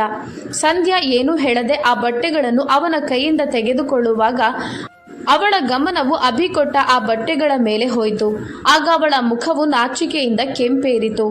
ಅಭಿ ಏನೂ ಹೇಳದೆ ಬಟ್ಟೆಗಳನ್ನು ತೆಗೆಯುವುದರಲ್ಲೇ ಇದ್ದ. ಆಗ ಸಂಧ್ಯಾ ತಕ್ಷಣವೇ ಅವನ ಕೈಯನ್ನು ಸರಿಸಿ, ಏನ್ ಮಾಡ್ತಿದ್ದೀರಿ? ನೀವು ಹುಡುಗಿಯರ ಬಟ್ಟೆಗಳಿಗೆಲ್ಲ ಕೈ ಹಾಕಬಾರ್ದೆಂಬ ಸಂಸ್ಕಾರವನ್ನು ನಿಮ್ಗೆ ಯಾರು ಕಲಿಸ್ಲಿಲ್ವಾ ಅಂತ ಕೇಳುತ್ತಾ ಸ್ವಲ್ಪವೂ ನಾಚಿಕೆ ಇಲ್ಲದ ವ್ಯಕ್ತಿ ಅಂತ ಗೊಣಗಿದಳು. ಇದರಲ್ಲಿ ನಾಚಿಕೆ ಪಡುವಂಥದ್ದು ಏನಿದೆ? ಬಟ್ಟೆ ತಾನೆ, ಎಲ್ಲವೂ ಬಟ್ಟೆಯೇ ಆಗಿರುತ್ತದೆ. ಅದು ಹುಡುಗರದ್ದಾಗಿರ್ಲಿ ಅಥವಾ ಹುಡುಗಿಯರದ್ದೇ ಆಗಿರಲಿ ಎಂದು ಹೇಳುತ್ತಿರುವಾಗ ಈ ಬಾರಿ ಅಭಿಯ ಹಣೆಯ ಮೇಲೆ ಸುಕ್ಕುಗಳಿದ್ದವು. ಅರೆ, ಇದು ಒಳ್ಳೆ ಕಥೆ ಆಯ್ತಲ್ಲ, ಯಾಕೆ ವಿಚಿತ್ರವಾಗಿ ನಡೆದುಕೊಳ್ತಿದ್ದೀರಿ? ನಿಮ್ಮ ತಪ್ಪನ್ನು ನೀವು ಒಪ್ಪಿಕೊಳ್ಳದೆ ಅದರ ಮೇಲೆ ನನಗೇನೆ ಇಷ್ಟುದ್ದ ಭಾಷಣ ಬಿಗಿಯುತ್ತಿದ್ದೀರಾ? ಅಲ್ಲದೆ ಅದು ನನ್ನ ಒಳ ಉಡುಪುಗಳು ಅಂತ ಅರ್ಥವಾಗದೇ ಇರುವಷ್ಟು ನೀವು ಮೂರ್ಖರಂತೂ ಅಲ್ಲ ಎಂದು ಹೇಳುತ್ತಾ ಅವಳು ಮೌನವಾದಳು. ನಾಚಿಕೆಯಿಂದ ಅವಳು ಇನ್ನೇನು ಮಾತನಾಡಲು ಆಗುತ್ತಿರಲಿಲ್ಲ. ಸರಿ, ನೀವಿಲ್ಲಿಂದ ಹೋಗಿ. ನಿಮ್ಮಂಥ ನಾಚಿಕೆ ಇಲ್ಲದ ಅಸಭ್ಯ ವ್ಯಕ್ತಿಯೊಂದಿಗೆ ಮಾತನಾಡಲು ನನಗೆ ಯಾವ ಆಸಕ್ತಿನೂ ಇಲ್ಲ ಎಂದು ಹೇಳುತ್ತಾ ಅವಳವನ ಕಡೆಗೆ ಬೆನ್ನು ಹಾಕಿ ನಿಂತುಕೊಂಡು ಬೇಗನೆ ತನ್ನ ಬಟ್ಟೆಗಳನ್ನೆಲ್ಲ ತೆಗೆದುಕೊಳ್ಳಲು ಪ್ರಾರಂಭಿಸಿದಳು. ಆದರೆ ಈ ಸಲ ಅಭಿಗೆ ತುಂಬಾ ಕೋಪ ಬಂದಿತ್ತು. ಅವನು ತಕ್ಷಣವೇ ಅವಳ ಮುಂದೆ ಹೋಗಿ ನಿಂತು, ನೀವು ನನ್ನನ್ನು ಆಗಾಗ ನಾಚಿಕೆ ಇಲ್ಲದವನು, ಅಸಭ್ಯ ವ್ಯಕ್ತಿ ಅಂತ ಹೇಳುವುದನ್ನು ನಿಲ್ಲಿಸಿ. ನಾನು ನಿಮ್ಮ ಮೊದಲ ತಪ್ಪನ್ನು ಕ್ಷಮಿಸಿದ್ದೇನೆ. ಯಾಕಂದ್ರೆ ನೀವು ನನ್ನ ತಂದೆಯ ಹೃದಯಕ್ಕೆ ಹತ್ತಿರವಾಗಿರುವಂಥ ಗೆಳೆಯನ ಮಗಳೆಂದು. ಆದರೆ ನೀವು ಪುನಃ ನನ್ನೊಂದಿಗೆ ಇದೇ ರೀತಿ ಅಧಿಕ ಪ್ರಸಂಗಿತನ ಮಾಡಿದರೆ ನನಗಿಂತಲೂ ಕೆಟ್ಟವ ಬೇರೆ ಯಾರೂ ಇರೋದಿಲ್ಲ. ಅರ್ಥ ಆಯ್ತಾ ನಿಮಗೆ? ನಾನು ನಿಮ್ಮನ್ನು ಕ್ಷಮಿಸುತ್ತಿದ್ದೇನೆ ಅಂದರೆ ಅದು ನಿಮ್ಮ ತಂದೆಗೋಸ್ಕರ ಎಂದಾಗ ಸಂಧ್ಯಾ ಏನೂ ಮಾತನಾಡದೆ ಅಲ್ಲಿಂದ ಕೆಳಗಡೆ ಹೋಗಿದ್ದಳು. ಅದರ ನಂತರ ಸ್ವಲ್ಪ ದಿನಗಳು ಹೀಗೆ ಕಳೆದವು. ಅವಳು ಅಭಿಯನ್ನು ಪೂರ್ತಿಯಾಗಿ ನಿರ್ಲಕ್ಷಿಸಲು ಪ್ರಾರಂಭಿಸಿದಳು. ಒಂದು ದಿನ ಸಂಧ್ಯಾಳ ತಂಗಿ ವೃಂದ ಅವಳ ಭುಜದ ಮೇಲೆ ಕೈ ಇಡುತ್ತಾ, ಅಕ್ಕ, ನಿಮ್ಗೆ ಅಭಿ ಅಣ್ಣ ಹೇಗನಿಸ್ತಾರೆ? ನನ್ಗಂತೂ ಅವರು ತುಂಬಾ ಸ್ಮಾರ್ಟ್ ಆಗಿ, ಗುಡ್ ಲುಕಿಂಗ್ ಆಗಿ, ಜೆಂಟಲ್ ಮ್ಯಾನ್ ತರ ಕಾಣಿಸ್ತಾರೆ. ಒಂದು ವೇಳೆ ಅವರು ನನ್ನ ಭಾವ ಆದ್ರೆ ನನ್ನ ಲೋಕವೇ ಬದಲಾಗುತ್ತದೆ. ನೀವು ಅವರೊಂದಿಗೆ ವಿದೇಶಕ್ಕೂ ಹೋಗ್ಬೋದು. ನಾವು ಕೂಡ ರಜಾ ದಿನಗಳಲ್ಲಿ ರಜೆಯನ್ನು ಕಳೆಯಲು ಆಸ್ಟ್ರೇಲಿಯಾಕ್ಕೂ ಬರ್ಬೋದು. ಎಷ್ಟೊಂದು ಮಜಾ ಸಿಗ್ಬೋದಂದ್ರೆ ಅಕ್ಕ, ಒಮ್ಮೆ ಇದರ ಬಗ್ಗೆ ಯೋಚಿಸಿ ನೋಡು ಅಂತ ತುಂಬಾ ಕುತೂಹಲದಿಂದ ಹೇಳಿದಳು. ಅವಳ ಈ ಪದಗಳನ್ನು ಕೇಳುತ್ತಿದ್ದಂತೆಯೇ ಸಂಧ್ಯಾಳ ಮುಖವು ಕೋಪದಿಂದ ಕೆಂಪಾಗಿತ್ತು. ಮರುಕ್ಷಣವೇ ಅವಳು ವೃಂದಾಳ ಬೆನ್ನಿಗೆ ಒಂದು ಜೋರಾದ ಗುದ್ದನ್ನು ನೀಡುತ್ತಾ, ಕೋಪದಲ್ಲಿ ನಾಚಿಕೆಯಾಗುವುದಿಲ್ವ ನಿಮ್ಗೆ ಇಂತಹ ಮಾತುಗಳನ್ನು ಹೇಳಲು? ಎಲ್ಲಿಂದ ಕಲಿತುಕೊಂಡೆ ಇದನ್ನೆಲ್ಲ? ನಿಲ್ಲು, ನಿನ್ನ ದೂರನ್ನು ಈಗಲೇ ಅಮ್ಮನಲ್ಲಿ ಹೇಳುತ್ತೇನೆ ಎಂದಳು. ಸಾರಿ ಅಕ್ಕ, ಸಾರಿ, ನಾನು ತಮಾಷೆ ಮಾಡ್ತಿದ್ದೆ ಎನ್ನುತ್ತಾ ಅವಳು ತನ್ನ ಅಕ್ಕನನ್ನು ಗಟ್ಟಿಯಾಗಿ ಅಪ್ಪಿಕೊಂಡು ತನ್ನ ತಪ್ಪನ್ನು ಒಪ್ಪಿಕೊಳ್ಳುತ್ತಾ ಕ್ಷಮೆ ಕೇಳಿದಳು. ಒಂದು ವೇಳೆ ಈ ಮಾತು ಅಮ್ಮನವರೆಗೂ ತಲುಪಿದರೆ ಇವತ್ತು ಅಮ್ಮನಿಂದ ಒಳ್ಳೆ ರೀತಿಯಲ್ಲಿ ತನಗೆ ಕ್ಲಾಸ್ ಸಿಗಬಹುದು ಅಂತ ಅವಳಿಗೂ ಗೊತ್ತಿತ್ತು. ಸಂಧ್ಯಾ ಅವಳನ್ನು ಅಲ್ಲೇ ಬಿಟ್ಟು ತನ್ನ ಕೋಣೆಗೆ ಹೋಗಿದ್ದಳು. ಆದರೆ ಹೃದಯವು ಜೋರಾಗಿ ಬಡಿಯುತ್ತಲೇ ಇತ್ತು. ಎಲ್ಲಾದರೂ ರಾಘವ್ ಅಂಕಲ್ ಅವಳನ್ನೇ ಸೊಸೆಯನ್ನಾಗಿ ಮಾಡುವ ಮಾಡುವ ಹಂಬಲವನ್ನು ವ್ಯಕ್ತಪಡಿಸದೇ ಇರಲಿ ಎಂಬ ಚಿಂತೆಯು ಅವಳನ್ನು ಸುತ್ತುವರಿಯಿತು. ಇಲ್ಲ, ನನ್ನ ಒಪ್ಪಿಗೆ ಇಲ್ಲದೆ ನನ್ನ ಸಂಬಂಧವನ್ನು ಆ ಅಸಭ್ಯ ವ್ಯಕ್ತಿಯೊಂದಿಗೆ ನಿರ್ಧರಿಸಲು ಅವರಿಗೆ ಅಷ್ಟೊಂದು ಧೈರ್ಯ ಎಲ್ಲಿಂದ ಬರಬೇಕು? ಅಂಥ ಸಂದರ್ಭ ಏನಾದರೂ ಬಂದರೆ ಸ್ಪಷ್ಟವಾಗಿ ನಾನವನನ್ನು ತಿರಸ್ಕರಿಸುತ್ತೇನೆ ಎಂದು ಅವಳು ತನ್ನ ಹೃದಯದಲ್ಲಿಯೇ ದೃಢವಾಗಿ ನಿರ್ಧರಿಸಿ ತನ್ನನ್ನು ತಾನು ಶಾಂತಗೊಳಿಸಿದಳು. ಆ ದಿನವೇ ರಾಘವ್ ಅಂಕಲ್ ತನ್ನ ದೂರದ ಸಂಬಂಧಿಕರನ್ನು ಭೇಟಿಯಾಗಲು ದೂರದ ನಗರಕ್ಕೆ ಹೋಗಿದ್ದರು. ಹಾಗೂ ಅವರ ಜೊತೆ ಸಂಧ್ಯಾಳ ಅಪ್ಪ ಕೂಡ ಇದ್ದರು. ಆ ಸಮಯ ಸಂಧ್ಯಾ ತನ್ನ ಪರೀಕ್ಷೆಯನ್ನು ಮುಗಿಸಿ ಮನೆಗೆ ತಲುಪಿದಳು. ಸುಡು ಬಿಸಿಲು ಇದ್ದ ಕಾರಣ ಅವಳು ತುಂಬಾ ದಣಿದಿದ್ದಳು. ತನ್ನ ಶಾಲನ್ನು ಒಂದು ಕಡೆ ಇಟ್ಟು ತನ್ನ ಕೂದಲನ್ನು ಸೋಫಾದ ಮೇಲೆ ಹರಡಿಸಿ ಆಳವಾದ ಉಸಿರನ್ನು ತೆಗೆದುಕೊಳ್ಳುತ್ತಾ ಕಣ್ಣು ಮುಚ್ಚಿ ಕುಳಿತುಕೊಂಡಿದ್ದಳು. ಆಗ ಅದೇ ಸಮಯ ತನ್ನ ಹತ್ತಿರ ಯಾರೂ ಇರುವಂತೆ ಅವಳಿಗೆ ಭಾಸವಾಯಿತು. ಅವಳು ಒಮ್ಮೆಲೆ ತನ್ನ ಕಣ್ಣುಗಳನ್ನು ತೆರೆದಳು. ಎದುರಿಗೆ ಅಭಿ ನಿಂತಿದ್ದ. ಅಭಿಯ ಹೊಳೆಯುವ ಕಣ್ಣುಗಳು ಸಂಧ್ಯಾಳ ಮೇಲೆಯೇ ನಿಂತಿದ್ದವು. ಅವನು ತನ್ನ ತುಟಿಗಳ ಮೇಲೆ ಒಂದು ಲಘುವಾದ ತುಂಟಾಟದ ಮುಗುಳ್ನಗುವನ್ನು ತಂದುಕೊಳ್ಳುತ್ತಾ, ಅಲ್ಲ, ಒಂದು ಮಾತು ಹೇಳಿ, ನಿಮಗೂ ಈ ಬಿಸಿಲಿಗೂ ಯಾವುದಾದ್ರೂ ಹಳೆಯ ಶತ್ರುತ್ವವಿದೆಯಾ? ಯಾಕಂದ್ರೆ ನೀವು ಬಿಸಿಲಿಗೆ ಹೋದಾಗಲೆಲ್ಲ ಆ ಬಿಸಿಲು ತನ್ನ ಎಲ್ಲ ಕೋಪವನ್ನು ನಿಮ್ಮ ಮೇಲೆ ಹಾಕುತ್ತಿದೆ ಅಂತ ಅನ್ನಿಸ್ತಿದೆ. ಅದರಿಂದಾಗಿ ನಿಮ್ಮ ಈ ಕೆನ್ನೆಗಳು ಆ ಬಿಸಿಲಿನಿಂದ ಟೊಮೆಟೊ ತರ ಕೆಂಪು ಬಣ್ಣಕ್ಕೆ ತಿರುಗುತ್ತವೆ ಎಂದು ಹೇಳುತ್ತಾ ಅವನವಳ ಕೆನ್ನೆಯ ಕಡೆ ಸನ್ನೆ ಮಾಡಿ ಹೇಳಿದ. ಸಂಧ್ಯಾ ತಕ್ಷಣವೇ ಅಲ್ಲಿಂದ ಏಳುತ್ತಾ ತನ್ನ ಶಾಲನ್ನು ತೆಗೆದುಕೊಂಡು ತನ್ನ ಶರೀರವನ್ನೆಲ್ಲ ಮುಚ್ಚಿದಳು. ಆಗಲೇ ಅಭಿಗೂ ಅವಳು ತನ್ನ ಮುಂದೆ ಶಾಲ್ ಇಲ್ಲದೆ ಇದ್ದಾಳೆ ಎಂಬುದರ ಅರಿವಾಗಿತ್ತು. ಇವತ್ತಿನವರೆಗೂ ಅವನವಳನ್ನು ಶಾಲ್ ಇಲ್ಲದೆ ಎಂದೂ ನೋಡಿರಲಿಲ್ಲ. ಅವನಿಗೂ ಒಂದು ಕ್ಷಣ ತನ್ನ ತಪ್ಪಿನ ಅರಿವಾಗಿತ್ತು. ಅವನು ಕೂಡ ತಕ್ಷಣವೇ ತನ್ನ ನೋಟವನ್ನು ಆ ಕಡೆ ತಿರುಗಿಸಿ, ಸಾರಿ, ಅದು ನಾನು ಈಗಷ್ಟೇ ಮನೆಗೆ ಬಂದಿದ್ದೆ, ನೀವಿಲ್ಲಿ ಈ ರೀತಿ ಇರ್ತೀರಿ ಅಂತ ಗೊತ್ತಿರಲಿಲ್ಲ ಎನ್ನುತ್ತಾ ಅವನು ಆಗಾಗ ತನ್ನ ನೋಟವನ್ನು ಅವಳಿಂದ ಅಡಗಿಸುತ್ತಿದ್ದ. ಸಂಧ್ಯಾ ತಕ್ಷಣವೇ ತನ್ನ ಶಾಲನ್ನು ಸರಿಪಡಿಸಿದಳು. ಅವನು ಅತಿಥಿಯಾಗಿದ್ದ, ಹಾಗಾಗಿ ಅವನಿಗೆ ಏನು ಹೇಳುವಂತೆ ಇರಲಿಲ್ಲ. ಆಗ ಅಭಿ ಏನೋ ನೆನಪಾಗಿ ತನ್ನ ಜೇಬಿನಿಂದ ಫೋನನ್ನು ಎತ್ತಿದಾಗ ಅದು ಒಮ್ಮೆಲೆ ನೆಲದ ಮೇಲೆ ಬಿತ್ತು. ಆಗ ಸಂಧ್ಯಾಳ ಮುಖದ ಮೇಲೆಯೂ ಚಿಂತೆಯ ಅಲೆ ಎದ್ದಿತು. ಅಭಿ ತಕ್ಷಣವೇ ತನ್ನ ಮೊಬೈಲನ್ನು ಎತ್ತಿ ಅದನ್ನು ಆ ಕಡೆ ಈ ಕಡೆ ಮಾಡುತ್ತಾ ಚೆಕ್ ಮಾಡಿದ. ಶಿಟ್, ನನಗೆ ಒಂದು ಇಂಪಾರ್ಟೆಂಟ್ ಕಾಲ್ ಮಾಡಲಿತ್ತು, ಆದರೆ ಈ ಫೋನ್ ಹಾಳಾಯಿತು ಅಂತ ಕಾಣ್ತಿದೆ ಎಂದು ಹೇಳುತ್ತಾ ಅಭಿ ತನ್ನ ಫೋನನ್ನು ಚಲಾಯಿಸಲು ಪ್ರಯತ್ನ ಪಡುತ್ತಿದ್ದ. ಆದರೆ ಅದು ಆನ್ ಆಗುವ ಹೆಸರನ್ನೇ ಎತ್ತುತ್ತಿರಲಿಲ್ಲ. ಆಗ ಸಂಧ್ಯಾ ತನ್ನಲ್ಲಿದ್ದ ಮೊಬೈಲನ್ನು ಅವನ ಮುಂದೆ ಚಾಚುತ್ತಾ ನಡುಗುವ ಸ್ವರದಲ್ಲಿ, ಒಂದು ವೇಳೆ ನಿಮಗೆ ಕಾಲ್ ಮಾಡೋದು ಅಷ್ಟು ಇಂಪಾರ್ಟೆಂಟ್ ಆಗಿದ್ರೆ ನನ್ನ ಫೋನನ್ನು ಬಳಸ್ಬೋದು ಎನ್ನುತ್ತಾ ತುಂಬ ಮೃದುವಾಗಿ ಮೊದಲ ಬಾರಿ ಅವಳು ಅವನ ಜೊತೆ ಮಾತನಾಡಿದಳು.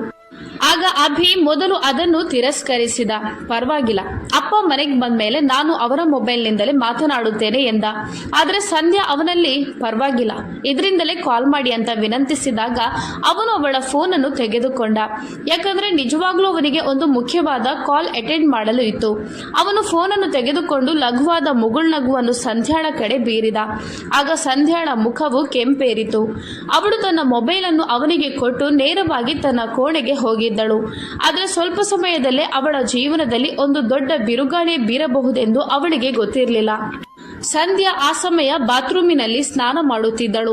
ಅಭಿ ಫೋನಲ್ಲಿ ಮಾತನಾಡಿದ ನಂತರ ಆಕಸ್ಮಿಕವಾಗಿ ಆ ಮೊಬೈಲ್ನ ಸ್ಕ್ರೀನ್ ಅವನ ಕಣ್ಣಿಗೆ ಬಿದ್ದಿತು. ಅದರಲ್ಲಿದ್ದಂಥ ಸಂಧ್ಯಾಳ ನಗುಮುಖದ ಭಾವಚಿತ್ರವನ್ನು ಕಂಡು ಅವನ ಮುಖದಲ್ಲೂ ಒಂದು ಮುಗುಳ್ನಗು ಮೂಡಿತು. ಇವಳು ನಿಜವಾಗ್ಲೂ ತುಂಬಾ ಸುಂದರವಾಗಿದ್ದಾಳೆ ಎಂಬ ಮಾತಲ್ಲಿ ಯಾವ ಅನುಮಾನವೂ ಇಲ್ಲ. ಹಾಗೆ ಅವಳು ಕೋಪ ಮಾಡಿಕೊಂಡ್ರಂತೂ ಅವಳ ಆ ಸೌಂದರ್ಯವು ಇನ್ನೂ ಹೆಚ್ಚಾಗುತ್ತದೆ ಎನ್ನುತ್ತಾ ಅವನು ತನಗರಿವಿಲ್ಲದಂತೆ ತನ್ನ ಬೆರಳಿನಿಂದ ಆ ಮೊಬೈಲ್ನ ಗ್ಯಾಲರಿಯನ್ನು ಓಪನ್ ಮಾಡಿದ. ಅಲ್ಲಿ ಅವಳ ಲೆಕ್ಕವಿಲ್ಲದಷ್ಟು ಸೆಲ್ಫಿ ಫೋಟೋಗಳು ಇದ್ದವು. ಅವನು ಅವಳ ನಗುಮುಖದ ಭಾವಚಿತ್ರಗಳನ್ನು ನೋಡುತ್ತಿದ್ದಂತೆಯೇ ತನ್ನಲ್ಲಿ ತಾನು ಕಳೆದು ಹೋದ. ಆದರೆ ಮರುಕ್ಷಣವೇ ಅವನು ತನ್ನ ತಲೆಯನ್ನು ಕೊಡವಿಕೊಂಡು, ಇದೇನು ಮಾಡುತ್ತಿದ್ದೇನೆ ನಾನು ಅಂತ ತನ್ನಲ್ಲೇ ಗೊಡಗಿಕೊಂಡು ಆ ಫೋನಿನ ಸ್ಕ್ರೀನ್ ಅನ್ನು ಬಂದ್ ಮಾಡಿ ಕೋಣೆಯ ಕಡೆ ಹೋಗಲು ಮುಂದಾದ. ಅವನು ಸಂಧ್ಯಾಳ ಫೋನನ್ನು ಅವಳಿಗೆ ಹಿಂತಿರುಗಿಸಿ ಥ್ಯಾಂಕ್ ಯು ಎಂದು ಹೇಳಲು ಬಯಸಿದ್ದ. ಹಾಗಾಗಿ ಅವಳ ಕೋಣೆಗೆ ಹೋಗುತ್ತಲೇ ಕರೆಂಟ್ ಹೋಗಿತ್ತು. ಅವನು ಮೆಲ್ಲನೆ ಬಾಗಿಲಿನ ಹ್ಯಾಂಡಲ್ ಅನ್ನು ತಿರುಗಿಸಿದ. ಆದರೆ ಬಾಗಿಲು ಮೊದಲೇ ತೆರೆದಿತ್ತು. ಅವನು ಆ ಕೋಣೆಗೆ ಪ್ರವೇಶಿಸುತ್ತಿದ್ದಂತೆಯೇ ಎದುರಿಗೆ ಕಂಡಂತ ಆ ಒಂದು ದೃಶ್ಯವನ್ನು ನೋಡಿ ಅವನು ತನ್ನ ಪ್ರಜ್ಞೆಯನ್ನೇ ಕಳೆದುಕೊಂಡಿದ್ದ. ಯಾಕಂದ್ರೆ ಸಂಧ್ಯಾ ಆ ಸಮಯ ಮೈ ಮೇಲೆ ಬಟ್ಟೆಗಳಿಲ್ಲದೆ ಅಲ್ಮಾರಿಯ ಎದುರು ಹೋಗಿ ತನ್ನ ಬಟ್ಟೆಗಳನ್ನು ಹುಡುಕುತ್ತಾ ನಿಂತಿದ್ದಳು. ಅವಳು ತನ್ನ ಉದ್ದವಾದ ಕೂದಲನ್ನು ಕ್ಲಿಪ್ಪಿನ ಸಹಾಯದಿಂದ ಮೇಲೆ ಮಾಡಿ ಕಟ್ಟಿದ್ದಳು. ಆದರೆ ಕೆಲವೊಂದು ಕೂದಲುಗಳು ಅವಳ ಒದ್ದೆಯಾದ ಬೆನ್ನಿನ ಮೇಲೆ ಅಂಟಿಕೊಂಡಿದ್ದವು. ಎದುರಿಗಿದ್ದ ದೃಶ್ಯವು ಹೇಗಿತ್ತೆಂದರೆ ಅಭಿಯ ನೋಟವು ಅಲ್ಲಿಂದ ಸರಿಯಲು ಕೇಳುತ್ತಲೇ ಇರಲಿಲ್ಲ. ರಾತ್ರಿಯ ಆ ಸುಂದರವಾದ ಕ್ಷಣಗಳು, ಹೊರಗಡೆ ಆಗುತ್ತಿದ್ದಂಥ ಮಳೆ, ಆಗಾಗ ಮಿನುಗುತ್ತಿದ್ದಂಥ ಮಿಂಚುಗಳು, ಕರೆಂಟ್ ಇಲ್ಲದೇನೆ ಲಘುವಾದ ಬೆಳಕಿನಲ್ಲಿ ಬೆಳಗುತ್ತಿದ್ದಂಥ ಅವಳ ಬಿಳಿ ಬಣ್ಣದ ಮೈಕಟ್ಟು ಅವನ ಮೈಮೇಲಿನ ಪ್ರಜ್ಞೆಯನ್ನೇ ಇಲ್ಲದಂತಾಗಿಸಿತ್ತು. ಅವನು ತನ್ನ ರೆಪ್ಪೆಗಳನ್ನು ಮುಚ್ಚಲು ಅವನಿಂದಲೇ ಸಾಧ್ಯವಾಗುತ್ತಿರಲಿಲ್ಲ. ಅವನು ಅಲ್ಲಿಂದ ಹಿಂತಿರುಗಿ ಹೋಗಬೇಕೆಂದಿದ್ದ. ಆದರೆ ಆ ನೆಲವು ಅವನನ್ನು ಗಟ್ಟಿಯಾಗಿ ಹಿಡಿದುಕೊಂಡಂತೆ ಇತ್ತು. ಅಭಿ ಇಲ್ಲಿಯವರೆಗೂ ಯಾವ ಹುಡುಗಿಯೊಂದಿಗೆ ಏಕಾಂಗಿಯಾಗಿ ಸಮಯ ಕಳೆದಿರಲಿಲ್ಲ, ಅಥವಾ ಎಲ್ಲರಿಗೂ ಅವನು ತನ್ನ ಹೃದಯವನ್ನು ಹಂಚುವವನಾಗಿರಲಿಲ್ಲ. ಅವನು ಅಂಥ ಒಂದು ಸ್ವಭಾವದ ಹುಡುಗನೂ ಆಗಿರಲಿಲ್ಲ. ಆದರೆ ಸಂಧ್ಯಾಳನ್ನು ಆ ಸಮಯ ಆ ರೀತಿ ನೋಡಿದ ಮೇಲೆ ಅವನು ಒಂದು ಕ್ಷಣ ತನ್ನ ತನುಮನವನ್ನು ಅವಳ ಮೇಲೆ ಹಾಕಿ ಸೋತು ಹೋಗಿದ್ದ. ಅವನವನಿಗೆ ಅರಿವಿಲ್ಲದಂತೆ ನಡೆಯುತ್ತಾ ಮುಂದೆ ಹೋದ. ಹೊರಗಡೆ ಬಡಿಯುತ್ತಿದ್ದ ಗುಡುಗಿನ ಜೋರಾದ ಶಬ್ದಗಳು ಅವನ ಹೆಜ್ಜೆಗಳ ಸಪ್ಪಳವನ್ನು ಪೂರ್ತಿಯಾಗಿ ಮರೆ ಮಾಡಿತ್ತು. ಅವನು ಅವಳ ಹಿಂದೆ ನಿಂತು ತನ್ನ ಕೈಯನ್ನು ಅವಳ ಹಿಂದೆ ಚಾಚಲೆಂದು ಮುಂದಾದಾಗ ಸಂಧ್ಯಾ ಒಮ್ಮೆಲೆ ಹಿಂತಿರುಗಿದ್ದಳು. ಹಾಗೂ ಅವಳು ಹೆದರಿಕೆಯಿಂದ ಕಿರುಚಲು ಮುಂದಾದಾಗ ಅಭಿ ವಾಸ್ತವಕ್ಕೆ ಬಂದಿದ್ದ. ಹಾಗೂ ತಕ್ಷಣವೇ ತನ್ನ ಕೈಗಳನ್ನು ಅವಳ ತುಟಿಗಳ ಮೇಲೆ ಇಟ್ಟಿದ್ದ. ಅಂಥ ಪರಿಸ್ಥಿತಿಯ ಅರಿವು ಅವನಿಗೂ ಸಹ ಇರಲಿಲ್ಲ. ಆ ಒಂದು ಕ್ಷಣವು ತುಂಬಾ ಸೂಕ್ಷ್ಮವಾಗಿದೆ ಎಂದು ಯೋಚಿಸುತ್ತಿರುವಾಗಲೇ ಅಭಿಯ ಶರೀರವು ಕೂಡ ಬೆವರಿನಿಂದ ತೇವಗೊಂಡಿತ್ತು. ಅವನು ತಕ್ಷಣವೇ ಅವಳಲ್ಲಿ, ದಯವಿಟ್ಟು ಕಿರುಚಬೇಡ. ಒಂದು ವೇಳೆ ನೀನು ಕಿರುಚಿದ್ರೆ ಇಲ್ಲಿ ಏನಾಗಬಹುದು ಅಂತ ಊಹಿಸಲು ಸಾಧ್ಯವಿಲ್ಲ. ನಾನು ಕೇವಲ ನಿನ್ನ ಫೋನನ್ನು ಹಿಂದಿರುಗಿಸಲು ಬಂದಿದ್ದೆ. ಹಾಗಾಗಿ ನನ್ನ ಉದ್ದೇಶ ಇದ್ಯಾವುದೂ ಆಗಿರಲಿಲ್ಲ ಎನ್ನುತ್ತಾ ಅವನು ಅಲ್ಲೇ ನಿಂತಿರುವಾಗ ಒಮ್ಮೆಲೆ ಕರೆಂಟ್ ಬಂದು ಇಡೀ ಕೋಣೆಯು ಬೆಳಕಿನಿಂದ ತುಂಬಿತು. ಅವಳು ಪೂರ್ತಿಯಾಗಿ ಅಭಿಯನ್ನು ಬಳಸಿಕೊಂಡು ನಿಂತಿದ್ದಳು. ಅಭಿಯ ಒಂದು ಕೈ ಅವಳ ಸೊಂಟದ ಮೇಲೆ ಹಾಗೂ ಇನ್ನೊಂದು ಕೈ ಅವಳ ತುಟಿಗಳ ಮೇಲೂ ಇತ್ತು. ಸಂಧ್ಯಾ ತನ್ನನ್ನು ತಾನು ಆ ಪರಿಸ್ಥಿತಿಯಲ್ಲಿ ನೋಡಿದಾಗ ಅದನ್ನು ಅವಳಿಂದ ಸಹಿಸಲು ಅಸಾಧ್ಯವಾಗಿತ್ತು. ಅವಳು ಇಲ್ಲಿಯವರೆಗೂ ಸಹ ಒಬ್ಬ ಹುಡುಗನನ್ನು ಕಣ್ಣೆತ್ತಿ ನೋಡಿರಲಿಲ್ಲ. ಅವಳು ಪ್ರಾರಂಭದಿಂದಲೂ ತುಂಬಾ ಸಭ್ಯ ಸಂಸ್ಕಾರವಂತ ಹುಡುಗಿಯಾಗಿದ್ದಳು.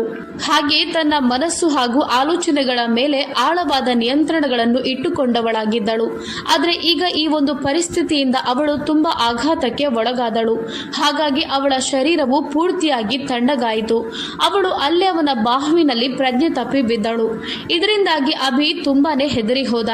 ಅವನು ತಕ್ಷಣವೇ ತನ್ನ ಕೈಯಿಂದ ಬೆಡ್ ಮೇಲೆ ಇರುವಂತಹ ಕಂಬಳಿಯನ್ನು ಎಳೆದು ಅವಳನ್ನು ಪೂರ್ತಿಯಾಗಿ ಕವರ್ ಮಾಡಿದ. ಆನಂತರ ಹೆದರಿಕೊಂಡೇ ಅವಳನ್ನು ತನ್ನ ಬಾಹುವಿನಲ್ಲಿ ಎತ್ತಿ ಬೆಡ್ ಮೇಲೆ ಮಲಗಿಸಿದ. ಕಣ್ಣುಗಳನ್ನು ಮುಚ್ಚಿ ಅವಳ ಮೇಲೆ ಬ್ಲಾಂಕೆಟ್ ಅನ್ನು ಹೊದಿಸಿದ.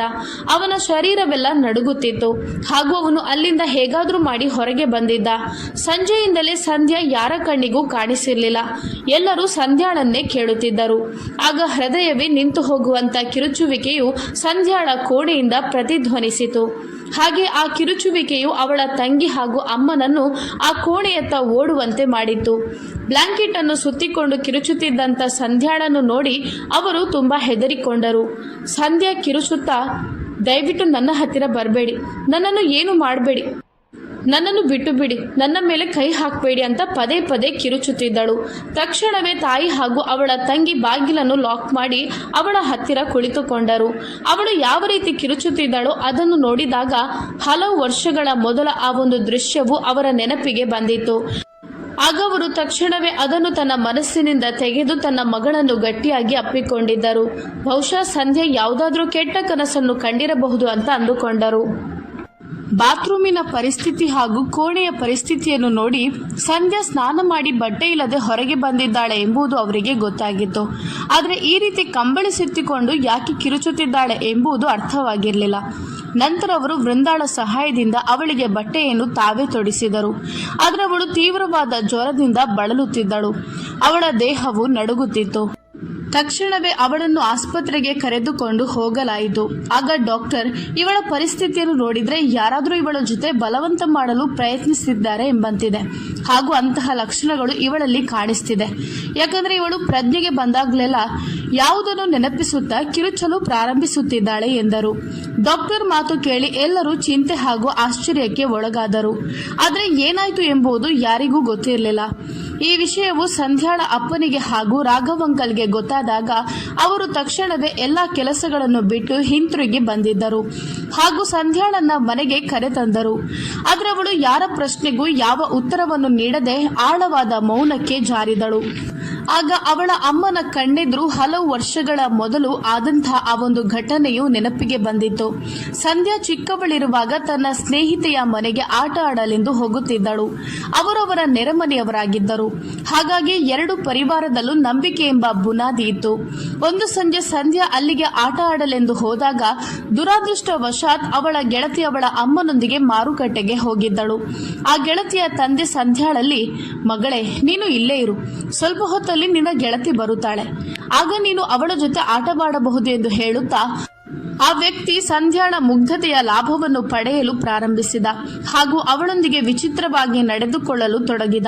ಆ ವ್ಯಕ್ತಿಯು ತನ್ನೊಂದಿಗೆ ಏನೋ ತಪ್ಪಾಗಿ ವರ್ತಿಸುತ್ತಿದ್ದಾನೆ ಅಂತ ಅವಳಿಗೆ ಅರಿವಾದಾಗ ಅವಳು ತನ್ನನ್ನು ತಾನು ಅವನಿಂದ ರಕ್ಷಿಸಿಕೊಳ್ಳಲು ಪ್ರಯತ್ನಿಸಿದಳು. ಆದರೆ ಆ ವ್ಯಕ್ತಿ ಅವಳನ್ನು ಗಟ್ಟಿಯಾಗಿ ಹಿಡಿದುಕೊಂಡಿದ್ದ. ಆದರೆ ಆ ಕ್ಷಣ ಸಂಧ್ಯಾಳ ಮಾನವಂತೂ ಉಳಿದಿತ್ತು. ಯಾಕಂದ್ರೆ ಅವಳ ಕಿರುಚಾಟದಿಂದಾಗಿ ಅವಳ ಅಪ್ಪ ಅಮ್ಮ ಅಲ್ಲಿಗೆ ಬಂದಿದ್ದರು ಹಾಗೂ ಆ ವ್ಯಕ್ತಿಯನ್ನು ತಕ್ಷಣವೇ ಪೊಲೀಸ್ಗೆ ಹಿಡಿದುಕೊಟ್ಟಿದ್ದರು. ಆದರೆ ಈ ಒಂದು ಘಟನೆಯು ಸಂಧ್ಯಾಳ ಮನಸ್ಸಿನಲ್ಲಿ ಆಳವಾದ ಪರಿಣಾಮವನ್ನು ಬೀರಿತು. ಆ ದಿನದಿಂದ ಸಂಧ್ಯಾ ಗುಂಪುಗಾರಿಕೆ ಇರುವ ಸ್ಥಳಗಳಲ್ಲಿ, ಮುಖ್ಯವಾಗಿ ಗಂಡಸರು ಇರುವಂತಹ ಜಾಗದಲ್ಲಿ ತನ್ನೊಳಗೆ ಭಯವನ್ನು ಅನುಭವಿಸುತ್ತಿದ್ದಳು. ಅದರ ನಂತರ ಅವಳು ಯಾವತ್ತಿಗೂ ಗಂಡು ಮಕ್ಕಳ ಫ್ರೆಂಡ್ಶಿಪ್ ಅನ್ನೇ ಮಾಡಿರಲಿಲ್ಲ ಹಾಗೂ ಅವಳು ಯಾವ ಗಂಡಸಿನ ಮೇಲೂ ಭರವಸೆಯನ್ನು ಇಡುತ್ತಿರಲಿಲ್ಲ. ಆದರೆ ಈಗ ಮತ್ತೊಂದು ಬಾರಿ ಅವಳು ಆ ಪರಿಸ್ಥಿತಿಯಲ್ಲಿ ತನ್ನ ಹತ್ತಿರ ಅಭಿಯನ್ನು ನೋಡಿದಾಗ ಅವಳ ಮನಸ್ಸು ಹಳೆಯ ನೆನಪುಗಳನ್ನು ಹಸಿರಾಗಿಸಿತು. ಬಹುಶಃ ಅವಳ ಜೊತೆ ಆ ಅಂಕಲ್ ಮಾಡಿದಂತಹ ಪ್ರಯತ್ನಗಳು ಮತ್ತೆ ನಡೆಯಬಹುದೆಂದು ಅಂದುಕೊಂಡಿದ್ದಳು. ಈ ಎರಡು ಘಟನೆಗಳಿಂದ ಅವಳ ಮನಸ್ಸು ತನ್ನ ಸ್ಥಿರತೆಯನ್ನು ಕಳೆದುಕೊಂಡಿತು. ಅವಳು ತನ್ನ ಹಳೆಯ ಎಲ್ಲಾ ನೆನಪುಗಳನ್ನು ಮರೆಯಲು ಎಷ್ಟೇ ಪ್ರಯತ್ನಿಸಿದ್ರೂ, ಎಷ್ಟೇ ಸಾಮಾನ್ಯವಾಗಿ ಇರಬೇಕೆಂದು ಅಂದುಕೊಂಡರೂ ಅವಳಿಂದ ಅದು ಮರೆಯಲು ಸಾಧ್ಯವಾಗುತ್ತಿರಲಿಲ್ಲ. ತಾನು ಯಾವ ಪರಿಸ್ಥಿತಿಯಲ್ಲಿ ಇದ್ದೆನೋ ಆ ಪರಿಸ್ಥಿತಿಯಲ್ಲಿ ಅಭಿ ತನ್ನನ್ನು ನೋಡಬಾರ್ದಿತ್ತು. ಈ ರೀತಿ ನನ್ನೊಂದಿಗೆ ಯಾಕಾಯಿತು? ಅವನು ತನ್ನ ಅಷ್ಟೊಂದು ಹತ್ತಿರವೇ ಇದ್ದ. ಅದರಿಂದಾಗಿ ಅವನ ಉಸಿರಿನ ಚಲನೆಯೂ ಕೂಡ ತನಗೆ ಅನುಭವವಾಗುತ್ತಿತ್ತು. ಅವನು ನನ್ನನ್ನು ಮುಟ್ಟಿದ್ದ ಎಂಬುದನ್ನು ಯೋಚಿಸುತ್ತಲೇ ಅವಳ ಕಣ್ಣೀರು ಪುನಃ ಹರಿಯತೊಡಗಿದವು. ಅವಳು ಮನೆಗೆ ಬಂದ ನಂತರವೂ ಒಮ್ಮೊಮ್ಮೆ ತನಗರಿವಿಲ್ಲದಂತೆ ಕಿರುಚುತ್ತಿದ್ದಳು. ಆ ಕಡೆ ಅಭಿ ತನ್ನೊಳಗೆ ವಿಚಿತ್ರವಾದ ಕಳವಳವನ್ನು ಹೊತ್ತುಕೊಂಡು ಕುಳಿತಿದ್ದ. ಅವನಿಗೆ ಏನು ಮಾಡಬೇಕೆಂದು ಅರ್ಥವಾಗುತ್ತಿರಲಿಲ್ಲ. ಎಲ್ಲವೂ ಆಕಸ್ಮಿಕವಾಗಿ ನಡೆದಿತ್ತು. ಅದೇನೇ ಆದರೂ ಅದು ಆ ರೀತಿ ಆಗಬಾರ್ದಿತ್ತು ಎಂಬುದು ಅವನಿಗೂ ಗೊತ್ತಿತ್ತು. ಅವನು ತನ್ನ ಎರಡೂ ಕೈಗಳನ್ನು ತಲೆಯ ಮೇಲೆ ಇಟ್ಟು ಕುಳಿತಿದ್ದ. ಪದೇ ಪದೇ ಪ್ರಿಯಾಳ ಕಾಲ್ಸ್ಗಳು ಬರುತ್ತಿದ್ದವು. ಆದರೆ ಅವನು ಅದನ್ನು ರಿಸೀವ್ ಮಾಡುವ ಸ್ಥಿತಿಯಲ್ಲಿ ಇರಲಿಲ್ಲ. ಅವನ ಮನಸ್ಥಿತಿಯು ಕೇವಲ ಸಂಧ್ಯಾಳ ಯೋಚನೆಯಲ್ಲೇ ಮುಳುಗಿತ್ತು. ಪ್ರಿಯಾ ಅಭಿಯನ್ನು ಇಷ್ಟಪಡುತ್ತಿದ್ದಳು. ಅಭಿ ಕೂಡ ಅವಳನ್ನು ಇಷ್ಟಪಡುತ್ತಿದ್ದ. ಆದರೆ ಪ್ರಿಯಾ ಅಭಿಯ ಮೇಲೆ ಹುಚ್ಚು ಭಾವನೆಯನ್ನೆಲ್ಲ ಹೊಂದಿದ್ದಳು. ಪ್ರಿಯಾ ತನ್ನ ವಿದ್ಯಾಭ್ಯಾಸವನ್ನು ಮುಂದುವರಿಸಲೆಂದು ಆಸ್ಟ್ರೇಲಿಯಾಕ್ಕೆ ಹೋಗಿದ್ದಳು. ಆಗ ಯೂನಿವರ್ಸಿಟಿಯಲ್ಲಿ ಅವರಿಬ್ಬರ ನಡುವೆ ಪ್ರೀತಿಯು ಚಿಗುರೊಡೆಯಿತು. ಅಭಿ ಅಲ್ಲಿಯವನೇ ಆಗಿದ್ದರಿಂದ ಅಲ್ಲಿಯೇ ಉಳಿಯಬೇಕಾಯಿತು. ಆದರೆ ಪ್ರಿಯಾ ಇಂಡಿಯಾಗೆ ವಾಪಸ್ ಬಂದಿದ್ದಳು. ಇಬ್ಬರೂ ಕೂಡ ಮದುವೆಯಾಗಬೇಕೆಂದಿದ್ದರು. ಆದರೆ ಪರಿಸ್ಥಿತಿಯು ನಿಧಾನವಾಗಿ ಬದಲಾದ್ದರಿಂದ ಅಭಿಯ ಮನಸ್ಥಿತಿಯು ಗೊಂದಲಕ್ಕೀಡಾಯಿತು. ಆ ದಿನ ಅವನು ಮನೆಗೆ ಬಂದಾಗ ಮನೆಯಲ್ಲಿ ಚಿಂತೆಯ ವಾತಾವರಣವಿತ್ತು. ಸಂಧ್ಯಾ ಈಗಲೂ ಕಿರುಚುವ ಧ್ವನಿಗಳು ಕೇಳಿ ಬರುತ್ತಿದ್ದವು. ಅವನು ತನ್ನ ತಂದೆಯ ಮಾತಿನಂತೆ ಅವಳ ಕೋಣೆಗೆ ಹೋಗಿದ್ದ. ಸಂಧ್ಯಾಳ ಕಣ್ಣುಗಳ ಕೆಳಗಡೆ ಕಪ್ಪು ಕಲೆಗಳು ಸುತ್ತಿಕೊಂಡಿದ್ದವು. ಅವಳು ಅಭಿಯ ಕಡೆಗೆ ತನ್ನ ನೋಟವನ್ನು ಹಾಕಿ ತುಂಬಾ ಹೊತ್ತು ಅವನನ್ನೇ ಅಸಹಾಯಕಳಂತೆ ನೋಡತೊಡಗಿದಳು ಹಾಗೂ ತಕ್ಷಣವೇ ಎದ್ದು ಎಲ್ಲರ ಎದುರು ಅವನ ಕಾಲರನ್ನು ಹಿಡಿದು ಕಿರುಚಿದಳು. ನಿನ್ನಂತ ಹುಡುಗರ ಬಗ್ಗೆ ನನಗೆ ಚೆನ್ನಾಗಿಯೇ ಗೊತ್ತಿದೆ. ನೀನು ನನ್ನನ್ನು ಹಾಳು ಮಾಡಬೇಕೆಂದಿದ್ದೆ. ಎಷ್ಟು ಮಂದಿ ಹುಡುಗಿಯರ ಜೊತೆ ನಿನಗೆ ಸಂಬಂಧವಿರಬಹುದು, ಎಷ್ಟು ಮಂದಿ ಹುಡುಗಿಯರ ಬಾಳನ್ನು ಈ ರೀತಿ ಹಾಳು ಮಾಡಿರಬಹುದು. ನೀನು ತುಂಬಾ ಕೆಟ್ಟವನು. ಹುಡುಗಿಯರ ವಿಡಿಯೋಸ್ಗಳನ್ನೆಲ್ಲ ಮಾಡಿ ವೈರಲ್ ಮಾಡ್ತಿ, ಹೌದಲ್ವಾ ಎನ್ನುತ್ತಾ ಬಾಯಿಗೆ ಬಂದಂತೆ ಮಾತನಾಡುತ್ತಿದ್ದಳು. ಎಲ್ಲರೂ ಆಶ್ಚರ್ಯ ಹಾಗೂ ಚಿಂತೆಯಿಂದ ಅವನನ್ನೇ ನೋಡುತ್ತಿದ್ದರು. ಅದಕ್ಕಿಂತ ಮೊದಲೇ ತಪ್ಪಾದ ತಿಳುವಳಿಕೆಗಳು ಹರಡದೇ ಇರಲಿ ಎಂಬ ಕಾರಣಕ್ಕೆ ಅಭಿ ತುಂಬಾ ಪ್ರೀತಿಯಿಂದ ಸಂಧ್ಯಾಳ ಕೈಯನ್ನು ತನ್ನ ಕಾಲರ್ನಿಂದ ಬಿಡಿಸುತ್ತಾ ಅವಳನ್ನು ಬೆಡ್ ಮೇಲೆ ಕುಳಿತುಕೊಳ್ಳಿಸಿದ. ನಂತರ ಎಲ್ಲರ ಎದುರು ಬಂದು ತನ್ನ ನೋಟವನ್ನು ತಗ್ಗಿಸಿ, ಯಾರೂ ಕೂಡ ತಪ್ಪಾಗಿ ತಿಳಿಯಬೇಡಿ, ನಿಜ ಏನೆಂಬುದನ್ನು ನಾನು ಹೇಳುತ್ತೇನೆ. ಈಗ ಏನೆಲ್ಲ ಆಗುತ್ತಿದೆಯೋ ಅದರಲ್ಲಿ ನನ್ನ ತಪ್ಪು ಇರಲಿಲ್ಲ, ಸಂಧ್ಯಾಳ ತಪ್ಪು ಇರಲಿಲ್ಲ. ಆದರೆ ಏನೆಲ್ಲ ಆಯಿತು ಅದು ಖಂಡಿತವಾಗ್ಲೂ ನಡೆಯಬಾರ್ದಿತ್ತು. ಇವತ್ತು ನಾನು ನಿಮ್ಮ ಮುಂದೆ ಎಲ್ಲವನ್ನೂ ಹೇಳಿ ನನ್ನ ಹೃದಯದ ಭಾರವನ್ನು ಕಡಿಮೆ ಮಾಡಬೇಕು ಅಂತ ಬಯಸುತ್ತಿದ್ದೇನೆ ಎಂದು ಹೇಳುತ್ತಾ ಅವನು ಎಲ್ಲರಿಗೂ ಆ ಘಟನೆಯ ಬಗ್ಗೆ ನಿಜ ಏನಿತ್ತೋ ಅದೆಲ್ಲವನ್ನು ಹೇಳಿದ. ಏನೆಲ್ಲ ಆಯಿತೋ ಅದು ಕೇವಲ ಒಂದು ತಪ್ಪು ತಿಳುವಳಿಕೆಯ ಬುನಾದಿ ಅಷ್ಟೇ ಎಂದ. ಎಲ್ಲರ ಮುಖದಲ್ಲೂ ಆಶ್ಚರ್ಯ ಹಾಗೂ ಅವಿಶ್ವಾಸ ತುಂಬಿತು. ನೀರಜರವರ ಕಣ್ಣುಗಳಲ್ಲಿ ಕಣ್ಣೀರು ಹರಿಯಿತು. ಸಂಧ್ಯಾಳ ಈ ಪರಿಸ್ಥಿತಿಗೆ ಕಾರಣ ಏನು ಅಂತ ಅವರಿಗೆ ಈಗ ಒಳ್ಳೆಯ ರೀತಿಯಲ್ಲಿ ಅರ್ಥವಾಗಿತ್ತು. ಅವರ ಮಗಳು ತುಂಬಾ ಸೂಕ್ಷ್ಮ ಹಾಗೂ ನಾಚಿಕೆ ಸ್ವಭಾವದವಳಾಗಿದ್ದಳು. ಅವಳನ್ನು ಯಾವ ಒಂದು ಪರಿಸ್ಥಿತಿಯಲ್ಲಿ ಅವನು ನೋಡಿದನೋ ಅದರಿಂದಾಗಿ ಅವಳ ಮನಸ್ಥಿತಿ ಹೇಗಾಗಿರಬಹುದೆಂದು ಅವರು ಅರ್ಥ ಮಾಡಿಕೊಂಡಿದ್ದರು. ಅಲ್ಲದೆ ಅವಳಿಂದ ಅದನ್ನು ಸಹಿಸುವುದು ಎಷ್ಟು ಅಸಾಧ್ಯ ಎಂಬುದು ಅವರಿಗೂ ಗೊತ್ತಿತ್ತು. ಅವರು ಮುಂದೆ ಬಂದು ಸಂಧ್ಯಾಳನ್ನು ಅಪ್ಪಿಕೊಂಡರು ಹಾಗೂ ಸಂಧ್ಯಾ ತನ್ನ ಅಮ್ಮನ ಆಲಿಂಗನವನ್ನು ಪಡೆದುಕೊಂಡು ಜೋರಾಗಿ ಅತ್ತೇ ಬಿಟ್ಟಿದ್ದಳು. ಇದನ್ನೆಲ್ಲ ನೋಡುತ್ತಿದ್ದ ರಾಘವ್ ಅಂಕಲ್ ತಮ್ಮ ಮಗನ ಮುಖವನ್ನು ನೋಡಿ, ಎಲ್ಲರ ಎದುರು ನಾನು ನನ್ನ ಮಗ ಮಾಡಿದ ತಪ್ಪಿಗೆ ಪ್ರಾಯಶ್ಚಿತ್ತ ಮಾಡಬೇಕೆಂದಿದ್ದೇನೆ. ಮೊದಲಿಗೆ ನಾನು ನನ್ನ ಮಗನ ಪರವಾಗಿ ಕ್ಷಮೆಯನ್ನು ಕೇಳುತ್ತಿದ್ದೇನೆ. ನಾನು ಇಲ್ಲಿಗೆ ಬರಲೇಬಾರ್ದಿತ್ತು. ಇಲ್ಲಿ ಇಬ್ಬರು ಹೆಣ್ಣು ಮಕ್ಕಳಿರೋದ್ರಿಂದ ನಾನು ಈ ತಪ್ಪು ಮಾಡಬಾರ್ದಿತ್ತು. ಆದರೆ ಈಗ ನಾನು ಈ ತಪ್ಪನ್ನು ನನ್ನ ಕೈಯಿಂದಲೇ ಸುಧಾರಿಸುತ್ತೇನೆ. ಅಭಿಯ ಮದುವೆಯನ್ನು ಸಂಧ್ಯಾಳೊಂದಿಗೆ ಮಾಡಿಸುತ್ತೇನೆ. ಮದುವೆಯನ್ನು ಸಡಗರ ಸಂಭ್ರಮದಿಂದ ಮಾಡಿ ಮುಗಿಸೋಣ. ನಿಮ್ಮ ಮಗಳು ಇವತ್ತಿನಿಂದ ನಮ್ಮ ಗೌರವವಾಗಿದ್ದಾಳೆ ಎಂದರು. ಆ ಸಮಯ ಸಂಧ್ಯಾ ಏನನ್ನೂ ಹೇಳುವ ಪರಿಸ್ಥಿತಿಯಲ್ಲಿ ಇರಲಿಲ್ಲ. ಅವಳು ತನ್ನ ಅಮ್ಮನನ್ನು ಆಶ್ಚರ್ಯ ಹಾಗೂ ವಿಶ್ವಾಸದ ನೋಟದಿಂದ ನೋಡಿದಳು. ಆಗ ನೀರಜರವರು ತಮ್ಮ ಕಣ್ಣುಗಳಿಂದಲೇ ಸನ್ನೆ ಮಾಡುತ್ತಾ ಅವಳನ್ನು ಏನೂ ಹೇಳದಂತೆ ತಡೆದರು. ಈ ಆಘಾತದಿಂದ ಹೊರಗೆ ಬರಲು ಅವಳಿಗೆ ಸ್ವಲ್ಪ ದಿನ ಹಿಡಿಯಿತು. ನಂತರ ಒಂದು ದಿನ ಅವಳ ಅಪ್ಪ ಅವಳ ಹತ್ತಿರ ಕುಳಿತುಕೊಂಡು ಮೃದುವಾಗಿ, ಸಂಧ್ಯಾ ಮಗಳೇ, ನಿನ್ನ ಮದುವೆಯನ್ನು ಅಭಿಯೊಂದಿಗೆ ಮಾಡಬೇಕು ಅಂತ ತೀರ್ಮಾನಿಸಿದ್ದೇವೆ. ಆದಷ್ಟು ಬೇಗ ಸಮಯ ವ್ಯರ್ಥ ಮಾಡದೆ ನಾವು ಈ ಕಾರ್ಯವನ್ನು ಮಾಡಿ ಮುಗಿಸಬೇಕು. ಅದು ನಿನಗೂ ಒಳ್ಳೆಯದು, ನಮಗೂ ಒಳ್ಳೆಯದು. ಯಾವ ಒಂದು ವಿಷಯವನ್ನು ಆಸ್ಪತ್ರೆಯಲ್ಲಿ ನೀನು ಕಿರುಚಿ ಹೇಳುತ್ತಿದೆಯೋ ಅದರಿಂದಾಗಿ ಜನರು ಗಾಳಿ ಸುದ್ದಿ ಹರಡಿಸಬಹುದು. ನಾನು ಎಲ್ಲವನ್ನು ಸಹಿಸಿಕೊಳ್ಳುತ್ತೇನೆ. ಆದರೆ ನನ್ನ ಮಗಳ ಕಡೆ ಯಾರಾದರೂ ಬೆರಳು ಮಾಡಿ ತೋರಿಸಿದ್ರೆ ಅದನ್ನು ಸಹಿಸುವ ಶಕ್ತಿ ನನ್ನಲ್ಲಿಲ್ಲ ಎಂದರು. ಆ ಸಮಯ ಅವಳ ಅಪ್ಪ ಅಮ್ಮ ಅವಳ ಜೊತೆ ಕುಳಿತುಕೊಂಡಿದ್ದರು. ಅಮ್ಮ ಆಗಾಗ ಅವಳ ಭುಜವನ್ನು ತಟ್ಟುತ್ತಾ ಅವಳನ್ನು ಸಮಾಧಾನ ಪಡಿಸುತ್ತಿದ್ದರು. ಸಂಧ್ಯಾ ಮೌನವಾಗಿ ತನ್ನ ಕಣ್ಣುಗಳನ್ನು ತಗ್ಗಿಸಿ ಕುಳಿತುಕೊಂಡಿದ್ದಳು. ಅದರಲ್ಲಿ ಅವಳ ತಪ್ಪು ಏನೂ ಇರಲಿಲ್ಲ. ಅವಳು ತನ್ನ ಜೀವನ ಸಂಗಾತಿಗಾಗಿ ಹಲವಾರು ಕನಸುಗಳನ್ನು ಕಟ್ಟಿಕೊಂಡಿದ್ದಳು. ಅವಳ ನೋಟದಲ್ಲಿ ಅಭಿಯೊಬ್ಬ ಕೀಳು ಮಟ್ಟದ ವ್ಯಕ್ತಿಯಾಗಿದ್ದ. ಆದರೆ ಅವಳನ್ನು ಮದುವೆಯಾಗುವವನು ಅವಳಂತೆ ಸಭ್ಯ, ಪ್ರಾಮಾಣಿಕ, ಯಾವ ಹುಡುಗಿಯನ್ನು ಕಣ್ಣೆತ್ತಿಯೂ ನೋಡದವನಾಗಿರಬೇಕೆಂದು ಬಯಸಿದ್ದಳು. ಆದರೆ ಅಭಿಯಂತ ಹುಡುಗನನ್ನು ಅವಳು ಕನಸಲ್ಲೂ ಬಯಸಿರಲಿಲ್ಲ. ಆದರೆ ಈಗ ಅಪ್ಪ ಅಮ್ಮನ ಒತ್ತಾಯಕ್ಕೆ ಕಟ್ಟುಬಿದ್ದು ಅವಳು ಆ ಮದುವೆಗೆ ಒಪ್ಪಿಕೊಂಡಿದ್ದಳು. ಆ ಕಡೆ ಅಭಿ ಹಲವು ವರ್ಷಗಳಿಂದ ಪ್ರಿಯಾ ಎಂಬ ಹುಡುಗಿಯನ್ನೇ ಪ್ರೀತಿಸುತ್ತಿದ್ದ. ಹಾಗಾಗಿ ಅವನು ಆಳವಾದ ಉಸಿರನ್ನು ತೆಗೆದುಕೊಳ್ಳುತ್ತಾ ಪ್ರಿಯಾಳೊಂದಿಗೆ ಹೇಗಾದರೂ ಇದರ ಬಗ್ಗೆ ಮಾತನಾಡಬೇಕೆಂದು ಬಯಸಿದ್ದ. ಅದಕ್ಕೋಸ್ಕರ ಅವನು ಒಂದು ದಿನ ದಿಢೀರಂತ ಪ್ರಿಯಾಳ ಮನೆಗೆ ತಲುಪಿದ. ಮನೆಯು ತುಂಬಾ ಮೌನವಾಗಿತ್ತು. ಅವನು ಆ ಮನೆಯ ಒಳಗೆ ಹೆಜ್ಜೆ ಇಡುತ್ತಲೇ ಎದುರಿಗೆ ಇದ್ದಂತ ಪ್ರಿಯಾಳನ್ನು ನೋಡಿ ದಂಗಾಗಿ ಬಿಟ್ಟಿದ್ದ. ಅವನೆದುರು ಪ್ರಿಯಾ ಕೈಯಲ್ಲಿ ವೈನ್ ಗ್ಲಾಸ್ ಅನ್ನು ಹಿಡಿದುಕೊಂಡು ತೂರಾಡುತ್ತಾ ಕುಣಿಯುತ್ತಿದ್ದಳು. ಸ್ಪೀಕರ್ನಲ್ಲಿ ಹಾಡುಗಳು ಕೇಳಿ ಬರುತ್ತಿದ್ದವು. ಅದಲ್ಲದೆ ಅವಳ ಜೊತೆ ಅವಳ ಒಬ್ಬ ಗೆಳೆಯನೂ ಇದ್ದ. ಇಬ್ಬರು ಕೂಡ ಪರಸ್ಪರ ಯಾವುದೇ ಸಂಕೋಚವಿಲ್ಲದ ರೂಪದಲ್ಲಿ ಹತ್ತಿರವಾಗಿ ನಿಂತಿದ್ದರು. ತಕ್ಷಣ ಅಭಿಯನ್ನು ನೋಡಿದ ಪ್ರಿಯಾ ನಶೆಯ ಮತ್ತಿನಲ್ಲಿ, ಅರೆ ನೀನು ಕೂಡ ಬಾ, ನಮ್ಮೊಂದಿಗೆ ಜಾಯಿನ್ ಆಗು ಅಂತ ಹೇಳಿದಳು. ಆದರೆ ಅಭಿ ಕೋಪದಲ್ಲಿ ತನ್ನ ನಿಯಂತ್ರಣವನ್ನೇ ಕಳೆದುಕೊಂಡಿದ್ದ. ಅವನ ಜೀವನದಲ್ಲಿ ಬಂದಂತ ಮೊದಲ ಹುಡುಗಿ ಪ್ರಿಯಾ ಆಗಿದ್ದಳು. ಅವನು ಅವಳನ್ನು ಕಣ್ಣು ಮುಚ್ಚಿ ನಂಬಿದ್ದ. ಆದರೆ ಪ್ರಿಯಾ ಈ ರೀತಿ ಮೋಸ ಮಾಡುತ್ತಾಳೆ ಎಂಬ ಒಂದು ಅರಿವು ಅಭಿಯ ಮನಸ್ಸಿನಲ್ಲಿ ಇರಲಿಲ್ಲ. ಅವನು ಏನು ಹೇಳದೆ ಅಲ್ಲಿಂದ ಹಿಂತಿರುಗಿ ಬಂದಿದ್ದ ಹಾಗೂ ಮದುವೆಯ ತಯಾರಿಯಲ್ಲಿ ತನ್ನನ್ನು ತೊಡಗಿಸಿಕೊಂಡ. ಇಷ್ಟೊಂದು ಶ್ರೀಮಂತ, ಸುಂದರವಾದ, ಹ್ಯಾಂಡ್ಸಮ್ ಹುಡುಗ ತನ್ನ ಮಗಳಿಗೆ ಸಿಗುತ್ತಿದ್ದಾನೆ ಎಂಬ ಸಂತೋಷದಲ್ಲಿ ನೀರಜರವರು ಇದ್ದರು. ವೃಂದಾ ಕೂಡ ತುಂಬಾ ಸಂತೋಷವಾಗಿದ್ದಳು. ಆದರೆ ಸಂಧ್ಯಾಳ ಪರಿಸ್ಥಿತಿ ಆ ರೀತಿ ಇರಲಿಲ್ಲ. ಅವಳು ಯಾವುದೋ ಪ್ರತೀಕಾರದ ಭಾವನೆಯೊಂದಿಗೆ ಆ ಸಂಬಂಧದೊಳಗೆ ಸೇರುವಂತಿದ್ದಳು.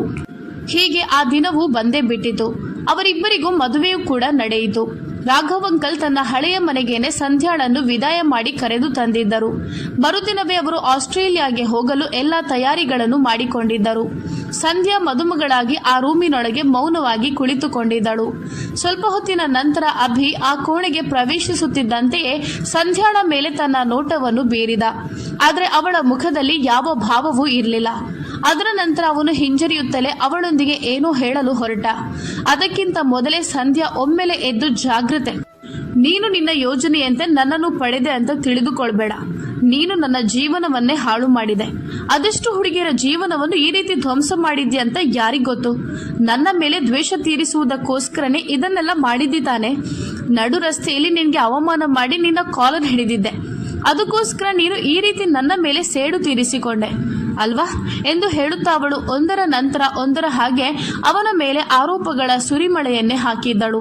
ಆದರೆ ಅಭಿಯೊಳಗೆ ಇನ್ನೂ ಸಹಿಸುವ ಶಕ್ತಿ ಇರಲಿಲ್ಲ. ಅವನು ತನ್ನ 2 ತೋಳುಗಳಿಂದ ಅವಳನ್ನು ತನ್ನ ಎದುರು ತರುತ್ತಾ ಕೋಪದಿಂದ, ಸ್ವಲ್ಪ ಸುಮ್ಮನಿರ್ತೀಯಾ? ಯಾವಾಗ ನನ್ನ ಜೀವನದೊಳಗೆ ಬಂದಿದ್ಯೋ ಆಗದಿಂದ ಕೇವಲ ನಿನ್ನ ಮನಸ್ಸಿಗೆ ಅನಿಸಿದ್ದೆಲ್ಲವನ್ನು ಬಾಯಿಗೆ ಬಂದಂತೆ ಹೇಳುತ್ತಿದ್ದಿ. ಆದರೆ ಇನ್ನು ಮುಂದೆ ಇದನ್ನು ನಾನು ಸಹಿಸೋದಿಲ್ಲ. ನಿನ್ನನ್ನು ನೀನು ಏನು ಅಂತ ತಿಳಿದುಕೊಂಡಿದ್ಯಾ? ಇನ್ನು ಮುಂದೆ ನೀನು ನನ್ನ ಹೃದಯದ ಮೇಲೆ ನಿಯಂತ್ರಣ ಪಡೆಯಬಹುದು ಅಂದುಕೊಂಡಿದ್ಯಾ? ಅದು ನಿನ್ನ ಭ್ರಮೆ. ನಾನು 5 ವರ್ಷಗಳಿಂದ ಒಂದು ಹುಡುಗಿಯನ್ನು ಪ್ರೀತಿಸ್ತಿದ್ದೆ. ಆದರೆ ನೀನು ಮಧ್ಯೆ ಬಂದು ಅದನ್ನು ಹಾಳು ಮಾಡಿಬಿಟ್ಟೆ. ನಿನ್ನ ದುರಾದೃಷ್ಟದಿಂದಾಗಿ ಅವಳು ಬೇರೆ ಯಾರನ್ನು ತನ್ನವಳನ್ನಾಗಿಸಿಕೊಂಡಳು. ಯಾವ ಒಂದು ಆರೋಪವನ್ನು ನೀನು ನನ್ನ ಮೇಲೆ ಹಾಕ್ತಿದ್ಯೋ ಅದನ್ನು ನಾನು ಸಹ ನಿನ್ನ ಮೇಲೆ ಹಾಕಬಹುದು. ನೀನು ಉದ್ದೇಶಪೂರ್ವಕವಾಗಿ ಈ ಎಲ್ಲ ನಾಟಕವನ್ನು ರಚಿಸಿದ್ದಿ. ನನ್ನನ್ನು ಮದುವೆ ಆಗಬೇಕು ಅಂತ ಸರಿಯಾದ ಯೋಜನೆಯನ್ನು ನೀನೇ ಹಾಕಿದ್ದಿ. ಆ ದಿನ ಬಟ್ಟೆ ಇಲ್ಲದೆ ನಿನ್ನ ಕೋಣೆಯೊಳಗೆ ನೀನು ನಿಂತಿದ್ದಾಗ ನಾನು ನಿನ್ನ ಜೊತೆ ಯಾವ ಬಲವಂತವನ್ನು ಮಾಡಲಿಲ್ಲ, ಅರ್ಥ ಆಯ್ತಾ ಎಂದು ಹೇಳಿ ಅಭಿ ಅವಳನ್ನು ಬಿಟ್ಟು ಬಿಟ್ಟಿದ್ದ. ಅವಳು ಸಣ್ಣ ಮಕ್ಕಳಂತೆ ಅಳುತ್ತಾ ಹಾಸಿಗೆಯ ಮೇಲೆ ಬಿದ್ದಿದ್ದಳು. ಅವಳ ಹೃದಯ ಹಾಗೂ ಮನಸ್ಸಿಗೆ ಇದರ ಆಳವಾದ ಪರಿಣಾಮವು ಬೀರಿತು.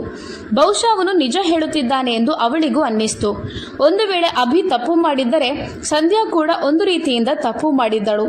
ಪರಿಸ್ಥಿತಿ ಈ ರೀತಿ ಹಾಳಾಗಬೇಕೆಂದು ಇಬ್ಬರ ಹಣೆಯಲ್ಲೂ ಬರೆದಿತ್ತು. ಅಭಿ ಆ ಕೋಣೆಯನ್ನು ಬಿಟ್ಟು ಹೊರಗೆ ಹೋಗಿದ್ದ. ಅವಳು ಇಡೀ ರಾತ್ರಿ ಅಳುತ್ತಲೇ ಅಲ್ಲೇ ಕುಳಿತುಕೊಂಡಿದ್ದಳು. ತನ್ನನ್ನು ತಾನು ಈ ರೀತಿ ಮದುಮಗಳ ರೂಪದಲ್ಲಿ ನೋಡಿ ಅವಳಿಗೆ ಕಿರಿಕಿರಿಯಾಗುತ್ತಿತ್ತು. ಅದಕ್ಕೋಸ್ಕರ ಅವಳು ಎದ್ದು ಹೋಗಿ ತನ್ನ ಬಟ್ಟೆಗಳನ್ನು ಬದಲಾಯಿಸಿ ಕಣ್ಣೀರು ಹಾಕುತ್ತಾ ಅಲ್ಲೇ ಮಲಗಿದ್ದಳು. ಮಧ್ಯರಾತ್ರಿಯ ಹೊತ್ತಿಗೆ ಅಭಿ ದಣಿದು ತನ್ನ ಕೋಣೆಗೆ ಹಿಂತಿರುಗಿ ಬಂದಾಗ ಸಂಧ್ಯಾ ಬೆಡ್ ಮೇಲೆ ಮಲಗಿದ್ದಳು. ಅದನ್ನು ನೋಡಿ ಅವನು ಆಳವಾದ ಉಸಿರನ್ನು ತೆಗೆದುಕೊಳ್ಳುತ್ತಾ ದಿಂಬನ್ನು ಎತ್ತಿಕೊಂಡು ಸೋಫಾದ ಮೇಲೆ ಮಲಗಿ ನಿದ್ರೆ ಮಾಡಲು ಪ್ರಯತ್ನಿಸುತ್ತಿದ್ದ.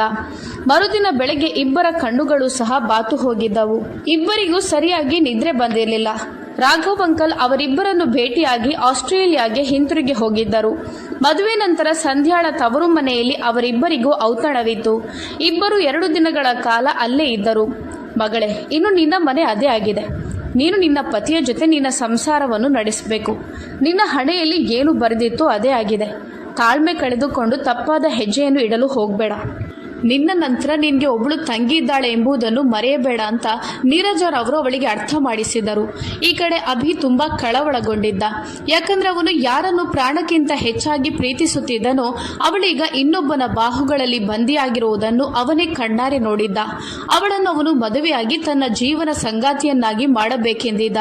ಆದರೆ ಅವಳು ಅವನಿಗೆ ಮೋಸ ಮಾಡಿದ್ದಾಳೆ ಎಂಬುದನ್ನು ಅವನಿಂದ ಅರಗಿಸಿಕೊಳ್ಳಲು ಸಾಧ್ಯವಾಗುತ್ತಿರಲಿಲ್ಲ. ಮದುವೆಯಾದ 3ನೇ ದಿನ ಸಂಧ್ಯಾ ಮನೆಯ ಎಲ್ಲ ಜವಾಬ್ದಾರಿಗಳನ್ನು ಸಂಭಾಳಿಸಿಕೊಂಡಳು. ಅವಳು ತನ್ನ ಕೈಯಾರೆ ಅಡುಗೆ ಮಾಡಿ ಇಡುತ್ತಿದ್ದಳು. ಈ ದಿನಗಳಲ್ಲಿ ಅವರ ನಡುವೆ ಯಾವ ಮಾತುಕತೆಗಳು ನಡೆಯಲಿಲ್ಲ. ಅಭಿ ಮನೆಗೆ ಬರುವ ಮೊದಲೇ ಸಂಧ್ಯಾ ಮಲಗುತ್ತಿದ್ದಳು. ಹಾಗೆ ಅಭಿ ಸಹ ಅವಳೊಂದಿಗೆ ಇಷ್ಟರವರೆಗೆ ಯಾವ ಒಂದು ವಿಷಯಕ್ಕಾಗಿಯೂ ಬಲವಂತ ಮಾಡಲು ಪ್ರಯತ್ನಿಸಲಿಲ್ಲ. ಅವನು ಯಾವಾಗಲೂ ಮೌನವಾಗಿ ತನ್ನ ದಿಂಬನ್ನೆತ್ತಿಕೊಂಡು ಸೋಫಾದ ಮೇಲೆ ಹೋಗಿ ಮಲಗುತ್ತಿದ್ದ.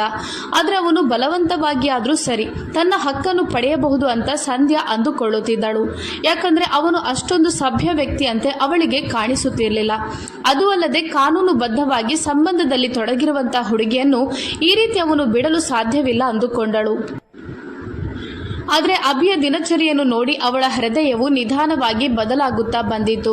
ಹಾಗೆ ಇನ್ನೊಂದು ವಿಶೇಷವಾದ ಸುದ್ದಿ ಏನಂದ್ರೆ, ಈಗ ಸಂಧ್ಯಾ ತಕ್ಕ ಮಟ್ಟಿಗೆ ಅಭಿಯ ಬಗ್ಗೆ ತನ್ನ ಮನಸ್ಸಿನಲ್ಲಿ ಏನಂದುಕೊಂಡಿದ್ದಳೋ ಬಹುಶಃ ಅದು ಪೂರ್ತಿಯಾಗಿ ತಪ್ಪು ಎಂದು ಅವಳು ಸಹ ಅಂದಾಜಿಸಿದ್ದಳು.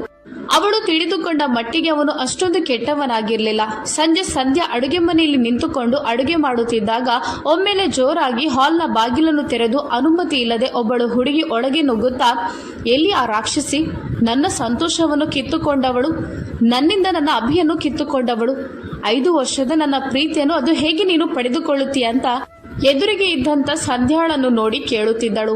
ಅದರ ನಂತರ ಅವಳು ತನ್ನ ನೋಟವನ್ನು ಅಭಿಯ ಕಡೆ ಹಾಕಿ, ನೀನು ಹೇಗೆ ಇಷ್ಟು ಬೇಗ ಅವಳ ಮಾತಿಗೆ ಕಟ್ಟು ಬಿದ್ದು ನಿನ್ನ ಈ ಪ್ರೀತಿಯನ್ನೇ ಮರೆತು ಬಿಟ್ಟೆ? ನೀನು ನನಗೆ ಕೊಟ್ಟ ಆ ಮಾತುಗಳೆಲ್ಲವೂ ಸುಳ್ಳೇ. ನಾನು ಈ ರಾಕ್ಷಸಿಯನ್ನು ಬಿಡೋದಿಲ್ಲ, ಇವಳನ್ನು ಇಲ್ಲೇ ಸಾಯಿಸುತ್ತೇನೆ ಎಂದು ಹೇಳುತ್ತಾ ಅವಳು ಮುಂದೆ ಹೋಗಿ ತನ್ನ ಉಗುರುಗಳಿಂದ ಸಂಧ್ಯಾಳ ಕುತ್ತಿಗೆಯನ್ನು ಗಟ್ಟಿಯಾಗಿ ಹಿಡಿದುಕೊಂಡಳು. ಸಂಧ್ಯಾ ಜೋರಾಗಿ ಕಿರುಚುತ್ತಾ ತನ್ನನ್ನು ತಾನು ಅವಳಿಂದ ಬಿಡಿಸಲು ಪ್ರಯತ್ನಿಸುತ್ತಿದ್ದಳು. ಆಗ ಅಭಿ ಮುಂದೆ ಹೋಗಿ ಅವಳಿಂದ ತನ್ನ ಹೆಂಡತಿಯನ್ನು ಬೇರೆ ಮಾಡಿ ಒಂದು ಜೋರಾದ ಪೆಟ್ಟನ್ನು ಅವಳ ಕೆನ್ನೆಗೆ ಬಾರಿಸಿದ್ದ. ಬಾಯಿ ಮುಚ್ಚು, ನನ್ನ ಹೆಂಡತಿಗೆ ತೊಂದರೆ ಮಾಡಲು ಪ್ರಯತ್ನಿಸಿದ್ರೆ ಜಾಗೃತೆ, ದೂರ ಇರು ಅವಳಿಂದ. ನಿನ್ನಿಂದ ಅವಳಿಗೆ ಇಷ್ಟು ಸಣ್ಣ ಗಾಯವಾದರೂ ನಾನು ನಿನ್ನ ಜೀವವನ್ನೇ ತೆಗೆಯುತ್ತೇನೆ. ನೀನು ಯಾವ ಒಂದು ಸಾಕ್ಷಿ ಇಟ್ಟುಕೊಂಡು ನನ್ನ ಮೇಲೆ ಆರೋಪ ಹಾಕುತ್ತಿದ್ದಿ? ನನ್ನ ಮುಂದೆ ಮಾಡಿದ್ದೆಲ್ಲವನ್ನು ಮರೆತು ಬಿಟ್ಟೆಯಾ? ನಾನು ನಿನ್ನನ್ನು ಯಾವತ್ತೂ ಕ್ಷಮಿಸುವುದಿಲ್ಲ. ನೀನಾಗಿ ನನ್ನನ್ನು ಈ ರೀತಿ ಮಾಡುವಂತೆ ಮಾಡಿದ್ದಿ ಎಂದು ಅವನು ಜೋರಾಗಿ ಕಿರುಚಿದಾಗ ಅದರ ನಂತರ ಪ್ರಿಯಾ ಹೆದರಿದಳು ಹಾಗೂ ತನ್ನ ಮಾತುಗಳನ್ನು ತಿರುಗಿಸಲು ಪ್ರಯತ್ನಪಟ್ಟಳು. ಅಭಿ, ನೀನಿಲ್ಲದೆ ನಾನು ಬದುಕೋದಿಲ್ಲ. ನಾನು ನಿನ್ನನ್ನು ತುಂಬಾ ಪ್ರೀತಿಸುತ್ತಿದ್ದೇನೆ ಎಂದು ಹೇಳುತ್ತಾ ಅವಳು ತಕ್ಷಣವೇ ಅಭಿಯ ಕಡೆ ಹೋಗಿ ಅವನನ್ನು ಅಪ್ಪಿಕೊಳ್ಳಲು ಪ್ರಯತ್ನಿಸಿದಳು. ಆದರೆ ಅಷ್ಟೊತ್ತಿಗಾಗಲೇ ಅಭಿ ಅವಳಿಂದ ದೂರ ಹೋಗಿದ್ದ. ನನ್ನ ಮನಸ್ಸಿನ ಮೇಲೆ ಹಾಗೂ ನನ್ನ ದೇಹದ ಮೇಲೆ ಕೇವಲ ನನ್ನ ಪತ್ನಿಗೆ ಮಾತ್ರ ಅಧಿಕಾರ ಇದೆ. ನೀನು ನನ್ನನ್ನು ಮುಟ್ಟಲು ಸಹ ಪ್ರಯತ್ನಿಸಬೇಡ. ಇದೆಲ್ಲವನ್ನು ನೀನು ಆ ಬಾಯ್ ಫ್ರೆಂಡ್ ಹತ್ತಿರ ಇಟ್ಟುಕೋ. ಆ ದಿನ ಅವನೊಂದಿಗೆ ಸೇರಿ ದುರಾಚಾರದಲ್ಲಿ ತೊಡಗಿದ್ಯಲ್ಲ ಅಂತ ಕೇಳಿದಾಗ ಅವಳು ಅವಮಾನವನ್ನು ಸಹಿಸಿಕೊಂಡು ಅಲ್ಲಿಂದ ಮೌನವಾಗಿ ಹೊರಟು ಹೋಗಿದ್ದಳು. ಪ್ರಿಯಾ ಅಲ್ಲಿಂದ ಹೋದ ಮೇಲೆ ಅಭಿ ಚಿಂತೆಯಿಂದ ಸಂಧ್ಯಾಳ ಕಡೆ ತಕ್ಷಣವೇ ಸಾಗಿ ಅವಳ ಕುತ್ತಿಗೆಯಲ್ಲಾದ ಗಾಯದ ಮೇಲೆ ಕೈಯಿಟ್ಟ. ಅಲ್ಲಿಂದ ಸಣ್ಣದಾಗಿ ರಕ್ತವು ಹೊರಗೆ ಬರುತ್ತಿತ್ತು. ಅವನು ಅವಳನ್ನು ಕೋಣೆಗೆ ಕರೆದುಕೊಂಡು ಹೋಗಿ ಆ ಗಾಯವನ್ನು ಹತ್ತಿಯಿಂದ ಸ್ವಚ್ಛ ಮಾಡತೊಡಗಿದ. ಆಗ ಸಂಧ್ಯಾ ತುಂಬ ಧೈರ್ಯ ಮಾಡಿ ಆ ಹುಡುಗಿ ಯಾರು ಅಂತ ಕೇಳಿದಳು. ಆಗ ಅಭಿ, ನಾನು ಪ್ರೀತಿಸುತ್ತಿದ್ದ ಹುಡುಗಿ, ನಾನವಳಿಗೆ ನಿನ್ನ ಬಗ್ಗೆ ಯಾವ ಸತ್ಯವನ್ನು ಹೇಳಿರಲಿಲ್ಲ ಎಂದು ಹೇಳುತ್ತಾ ನಿಧಾನವಾಗಿ ಅವನು ತನ್ನ 5 ವರ್ಷದ ತನ್ನ ಪ್ರೀತಿಯ ಕಥೆಯನ್ನು ಅವಳಲ್ಲಿ ಹಂಚಿಕೊಂಡ.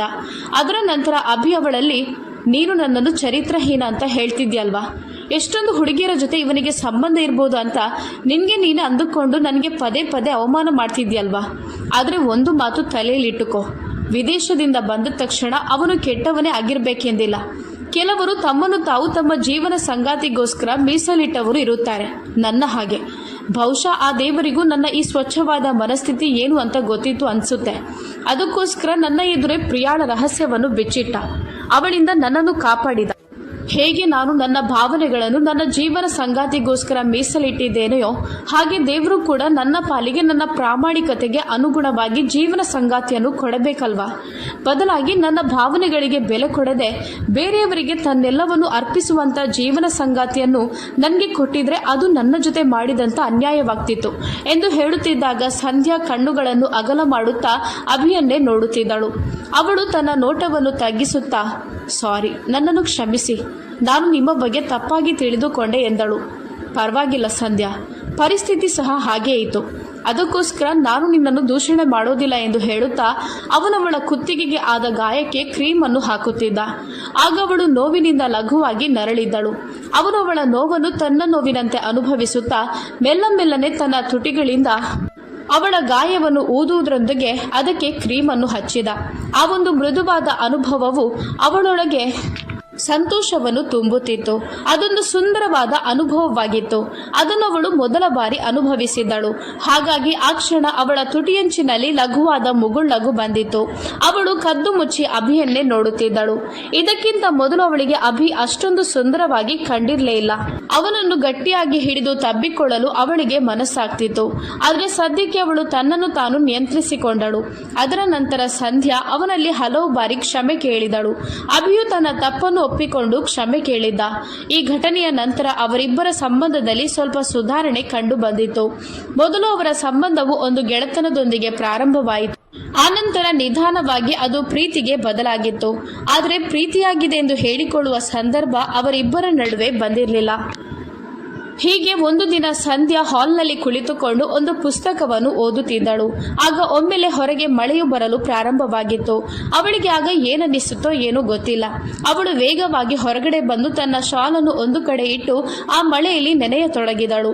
ಕಣ್ಣುಗಳನ್ನು ಮುಚ್ಚಿ ಆ ಮಳೆಯ ಹನಿಗಳು ತನ್ನ ಶರೀರದ ಮೇಲೆ ಬೀಳುವುದನ್ನೇ ಅನುಭವಿಸುತ್ತಿದ್ದಳು. ಆಗ ಅಭಿ ಕೂಡ ಹೊರಗಡೆ ಬಂದು ಅವಳು ಮಳೆಯಲ್ಲಿ ಒದ್ದೆಯಾಗುವುದನ್ನು ನೋಡಿ ಮುಗುಳ್ನಗುತ್ತಿದ್ದ. ಆಮೇಲೆ ತನಗರಿವಿಲ್ಲದಂತೆ ಅವಳ ಹಿಂದೆ ಬಂದು ನಿಂತುಕೊಂಡ. ತುಂಬಿಕೊಂಡ. ನೀರಿನಿಂದ ಒದ್ದೆಯಾದ ಅವಳ ಅಸ್ತಿತ್ವವನ್ನು ನೋಡಿ ಅಭಿ ತನ್ನ ಮನಸ್ಸಿನಲ್ಲಿ ಭಾವನೆಗಳನ್ನು ತುಂಬಿಕೊಂಡ. ಅವಳ ಒದ್ದೆಯಾದ ತುಟಿಗಳನ್ನು ತನ್ನ ತುಟಿಗಳಿಂದ ಸ್ಪರ್ಶಿಸಲು ಹಂಬಲಿಸಿದ. ಅವಳನ್ನು ತನ್ನ ಬಾಹುಗಳಲ್ಲಿ ತುಂಬಿಸಿಕೊಳ್ಳಬೇಕೆಂದು ಒದ್ದಾಡಿದ. ಹಾಗೂ ಮರುಕ್ಷಣವೇ ತನ್ನ ಕೈಗಳನ್ನು ಅವಳ ಸೊಂಟದ ಮೇಲೆ ಇಟ್ಟ. ಆಗ ಸಂಧ್ಯಾಳಿಗೆ ಅವನ ಕೈಗಳು ತನ್ನ ಶರೀರದ ಮೇಲೆ ಇದೆ ಎಂದು ಭಾಸವಾಯಿತು. ಅದರಿಂದಾಗಿ ಅವಳು ಹೆದರಿಕೆಯಿಂದ ಸ್ವಲ್ಪ ಮುದುಡಿಕೊಂಡಳು. ಆಗ ಅಭಿ ಅವಳ ಆ ಭಯವನ್ನು ನೋಡಿ ತಕ್ಷಣವೇ ತನ್ನ ಕೈಗಳನ್ನು ಹಿಂದೆ ಸರಿಸಿದ. ಅವಳು ಇನ್ನೂ ಸಹ ಈ ಸಂಬಂಧವನ್ನು ಮುಂದುವರಿಸಲು ತಯಾರಾಗಲಿಲ್ಲ ಅಂದುಕೊಂಡು ಅವನವಳಲ್ಲಿ ಕ್ಷಮೆ ಕೇಳಲು ಹೊರಟಾಗಲೇ ಸಂಧ್ಯಾ ಅವನ ಕಡೆ ತಿರುಗಿ ತನ್ನ ಕಾಲುಗಳ ತುದಿ ಬೆರಳುಗಳನ್ನು ಎತ್ತಿ ತನ್ನ ತುಟಿಗಳನ್ನು ಅವನ ತುಟಿಗಳ ಮೇಲೆ ಇಟ್ಟಿದ್ದಳು. ಹಾಗೂ ಮರುಕ್ಷಣವೇ ನಾಚಿಕೆಯಿಂದ ತನ್ನ ನೋಟವನ್ನು ತಗ್ಗಿಸಿಕೊಂಡಳು. ಅವಳ ಈ ಒಂದು ಕೆಲಸದಿಂದ ಅವನು ಆಶ್ಚರ್ಯಗೊಂಡಿದ್ದ. ಬಹುಶಃ ಮದುವೆಯಾಗಿ 2 ತಿಂಗಳ ನಂತರ ಅವರು ಒಬ್ಬರಿಗೊಬ್ಬರು ಚೆನ್ನಾಗಿ ಅರ್ಥ ಮಾಡಿಕೊಂಡಿದ್ದರು. ಎಲ್ಲ ತಪ್ಪು ತಿಳುವಳಿಕೆಗಳು ಮೆಲ್ಲನೆ ದೂರವಾಗಿತ್ತು. ಸಂಧ್ಯಾಳ ಹೃದಯದಲ್ಲಿ ಅಡಗಿದ್ದ ಆ ಒಂದು ಭಯವು ನಿಧಾನವಾಗಿ ಕೊನೆಗೊಂಡಿತು. ಎಲ್ಲ ಗಂಡಸರು ಒಂದೇ ರೀತಿಯಾಗಿರುವುದಿಲ್ಲ ಎಂದು ಅವಳಿಗೆ ತಿಳಿಯಿತು. ಯಾವ ಭಯದಿಂದ ಅವಳು ತನ್ನಲ್ಲಿ ಅನುಮಾನಗಳ ಹುತ್ತವನ್ನು ಬೆಳೆಸಿಕೊಂಡಿದ್ದಳೋ, ಅಗತ್ಯಕ್ಕಿಂತ ಹೆಚ್ಚು ಸಂವೇದನಾಶೀಲಳಾಗಿದ್ದಳೋ, ಅವೆಲ್ಲವೂ ಈಗ ಬದಲಾಗಿತ್ತು. ಅವಳು ಅಂದುಕೊಂಡಂತೆ ನಿಜ ಜೀವನದಲ್ಲಿ ಅಂಥದ್ದೇನೂ ಇಲ್ಲ ಎಂಬುದು ಅವಳಿಗೆ ಗೊತ್ತಾಗಿತ್ತು. ಅವಳು ತಾನಾಗಿ ಅಭಿಯ ಕೈಗಳನ್ನು ತನ್ನ ಸೊಂಟದ ಮೇಲೆ ಇರಿಸಿದಳು. ಆಗ ಜೋರಾದ ಗುಡುಗಿನೊಂದಿಗೆ ಮಳೆಯು ರಭಸವಾಗಿ ಸುರಿದಿತು. ಅಭಿ ನಿಧಾನವಾಗಿ ಅವಳ ಹತ್ತಿರ ಬಂದಿದ್ದ ಹಾಗೂ ಅವಳ ಒದ್ದೆಯಾದ ಅಸ್ತಿತ್ವದೊಂದಿಗೆ ತನ್ನನ್ನೇ ಅಡಗಿಸಿದ. ಬಹುಶಃ ಇದು ಅವರ ಸುಂದರವಾದ ಜೀವನದ ಹೊಸ ಅಧ್ಯಾಯವಾಗಿತ್ತು. ಅವನು ಅವಳನ್ನು ತನ್ನ ಬಾಹುಗಳಲ್ಲಿ ತುಂಬಿಸಿಕೊಂಡು ನೆಮ್ಮದಿ ಹಾಗೂ ಪ್ರೀತಿಯೊಂದಿಗೆ ಅವಳ ಕುತ್ತಿಗೆಯ ಮೇಲೆ ತನ್ನ ತುಟಿಗಳನ್ನು ಇಟ್ಟಿದ್ದ. ಆಗ ಸಂಧ್ಯಾಳ ತುಟಿಗಳಿಂದ ಒಂದು ಲಘುವಾದ ನರಳುವಿಕೆಯು ಕೇಳಿ ಬಂದಿತು. ಅಭಿ ಅವಳನ್ನು ತನ್ನ ತೋಳುಗಳಲ್ಲಿ ಎತ್ತಿಕೊಂಡು ನೇರವಾಗಿ ಬೆಡ್ರೂಮ್ ಕಡೆ ಹೋಗಿದ್ದ. ಇವತ್ತು ಅವರು ತಮ್ಮ ಸಂಬಂಧದ ಒಂದು ಹೊಸ ಹಡಗಿನಲ್ಲಿ ಪ್ರಯಾಣಿಸುವವರಾಗಿದ್ದರು. ಅದರಲ್ಲಿ ಇಬ್ಬರ ಸಮ್ಮತಿಯೂ ಸೇರಿತ್ತು. ಲೈಟ್ಸ್ ಆಫ್ ಮಾಡುತ್ತಾ ಅವರಿಬ್ಬರು ಬೇರೆ ಲೋಕದಲ್ಲಿ ಕಳೆದೇ ಹೋದರು. ಮಳೆಯಿಂದ ಕೂಡಿದ ಆ ರಾತ್ರಿಯು ಅವರಿಬ್ಬರ ಜೀವನಕ್ಕೆ ಒಂದು ಹೊಸ ತಿರುವನ್ನು ತಂದುಕೊಟ್ಟಿತು.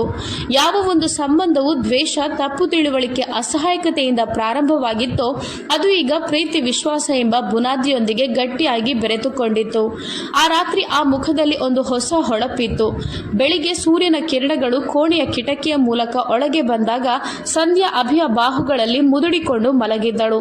ಅವಳ ರೆಪ್ಪೆಗಳಲ್ಲಿ ಇನ್ನೂ ನಿದ್ರೆ ಇತ್ತು. ಯಾಕಂದ್ರೆ ಇಡೀ ರಾತ್ರಿ ಅಭಿ ಅವಳನ್ನು ಮಲಗಲು ಬಿಟ್ಟಿರಲಿಲ್ಲ.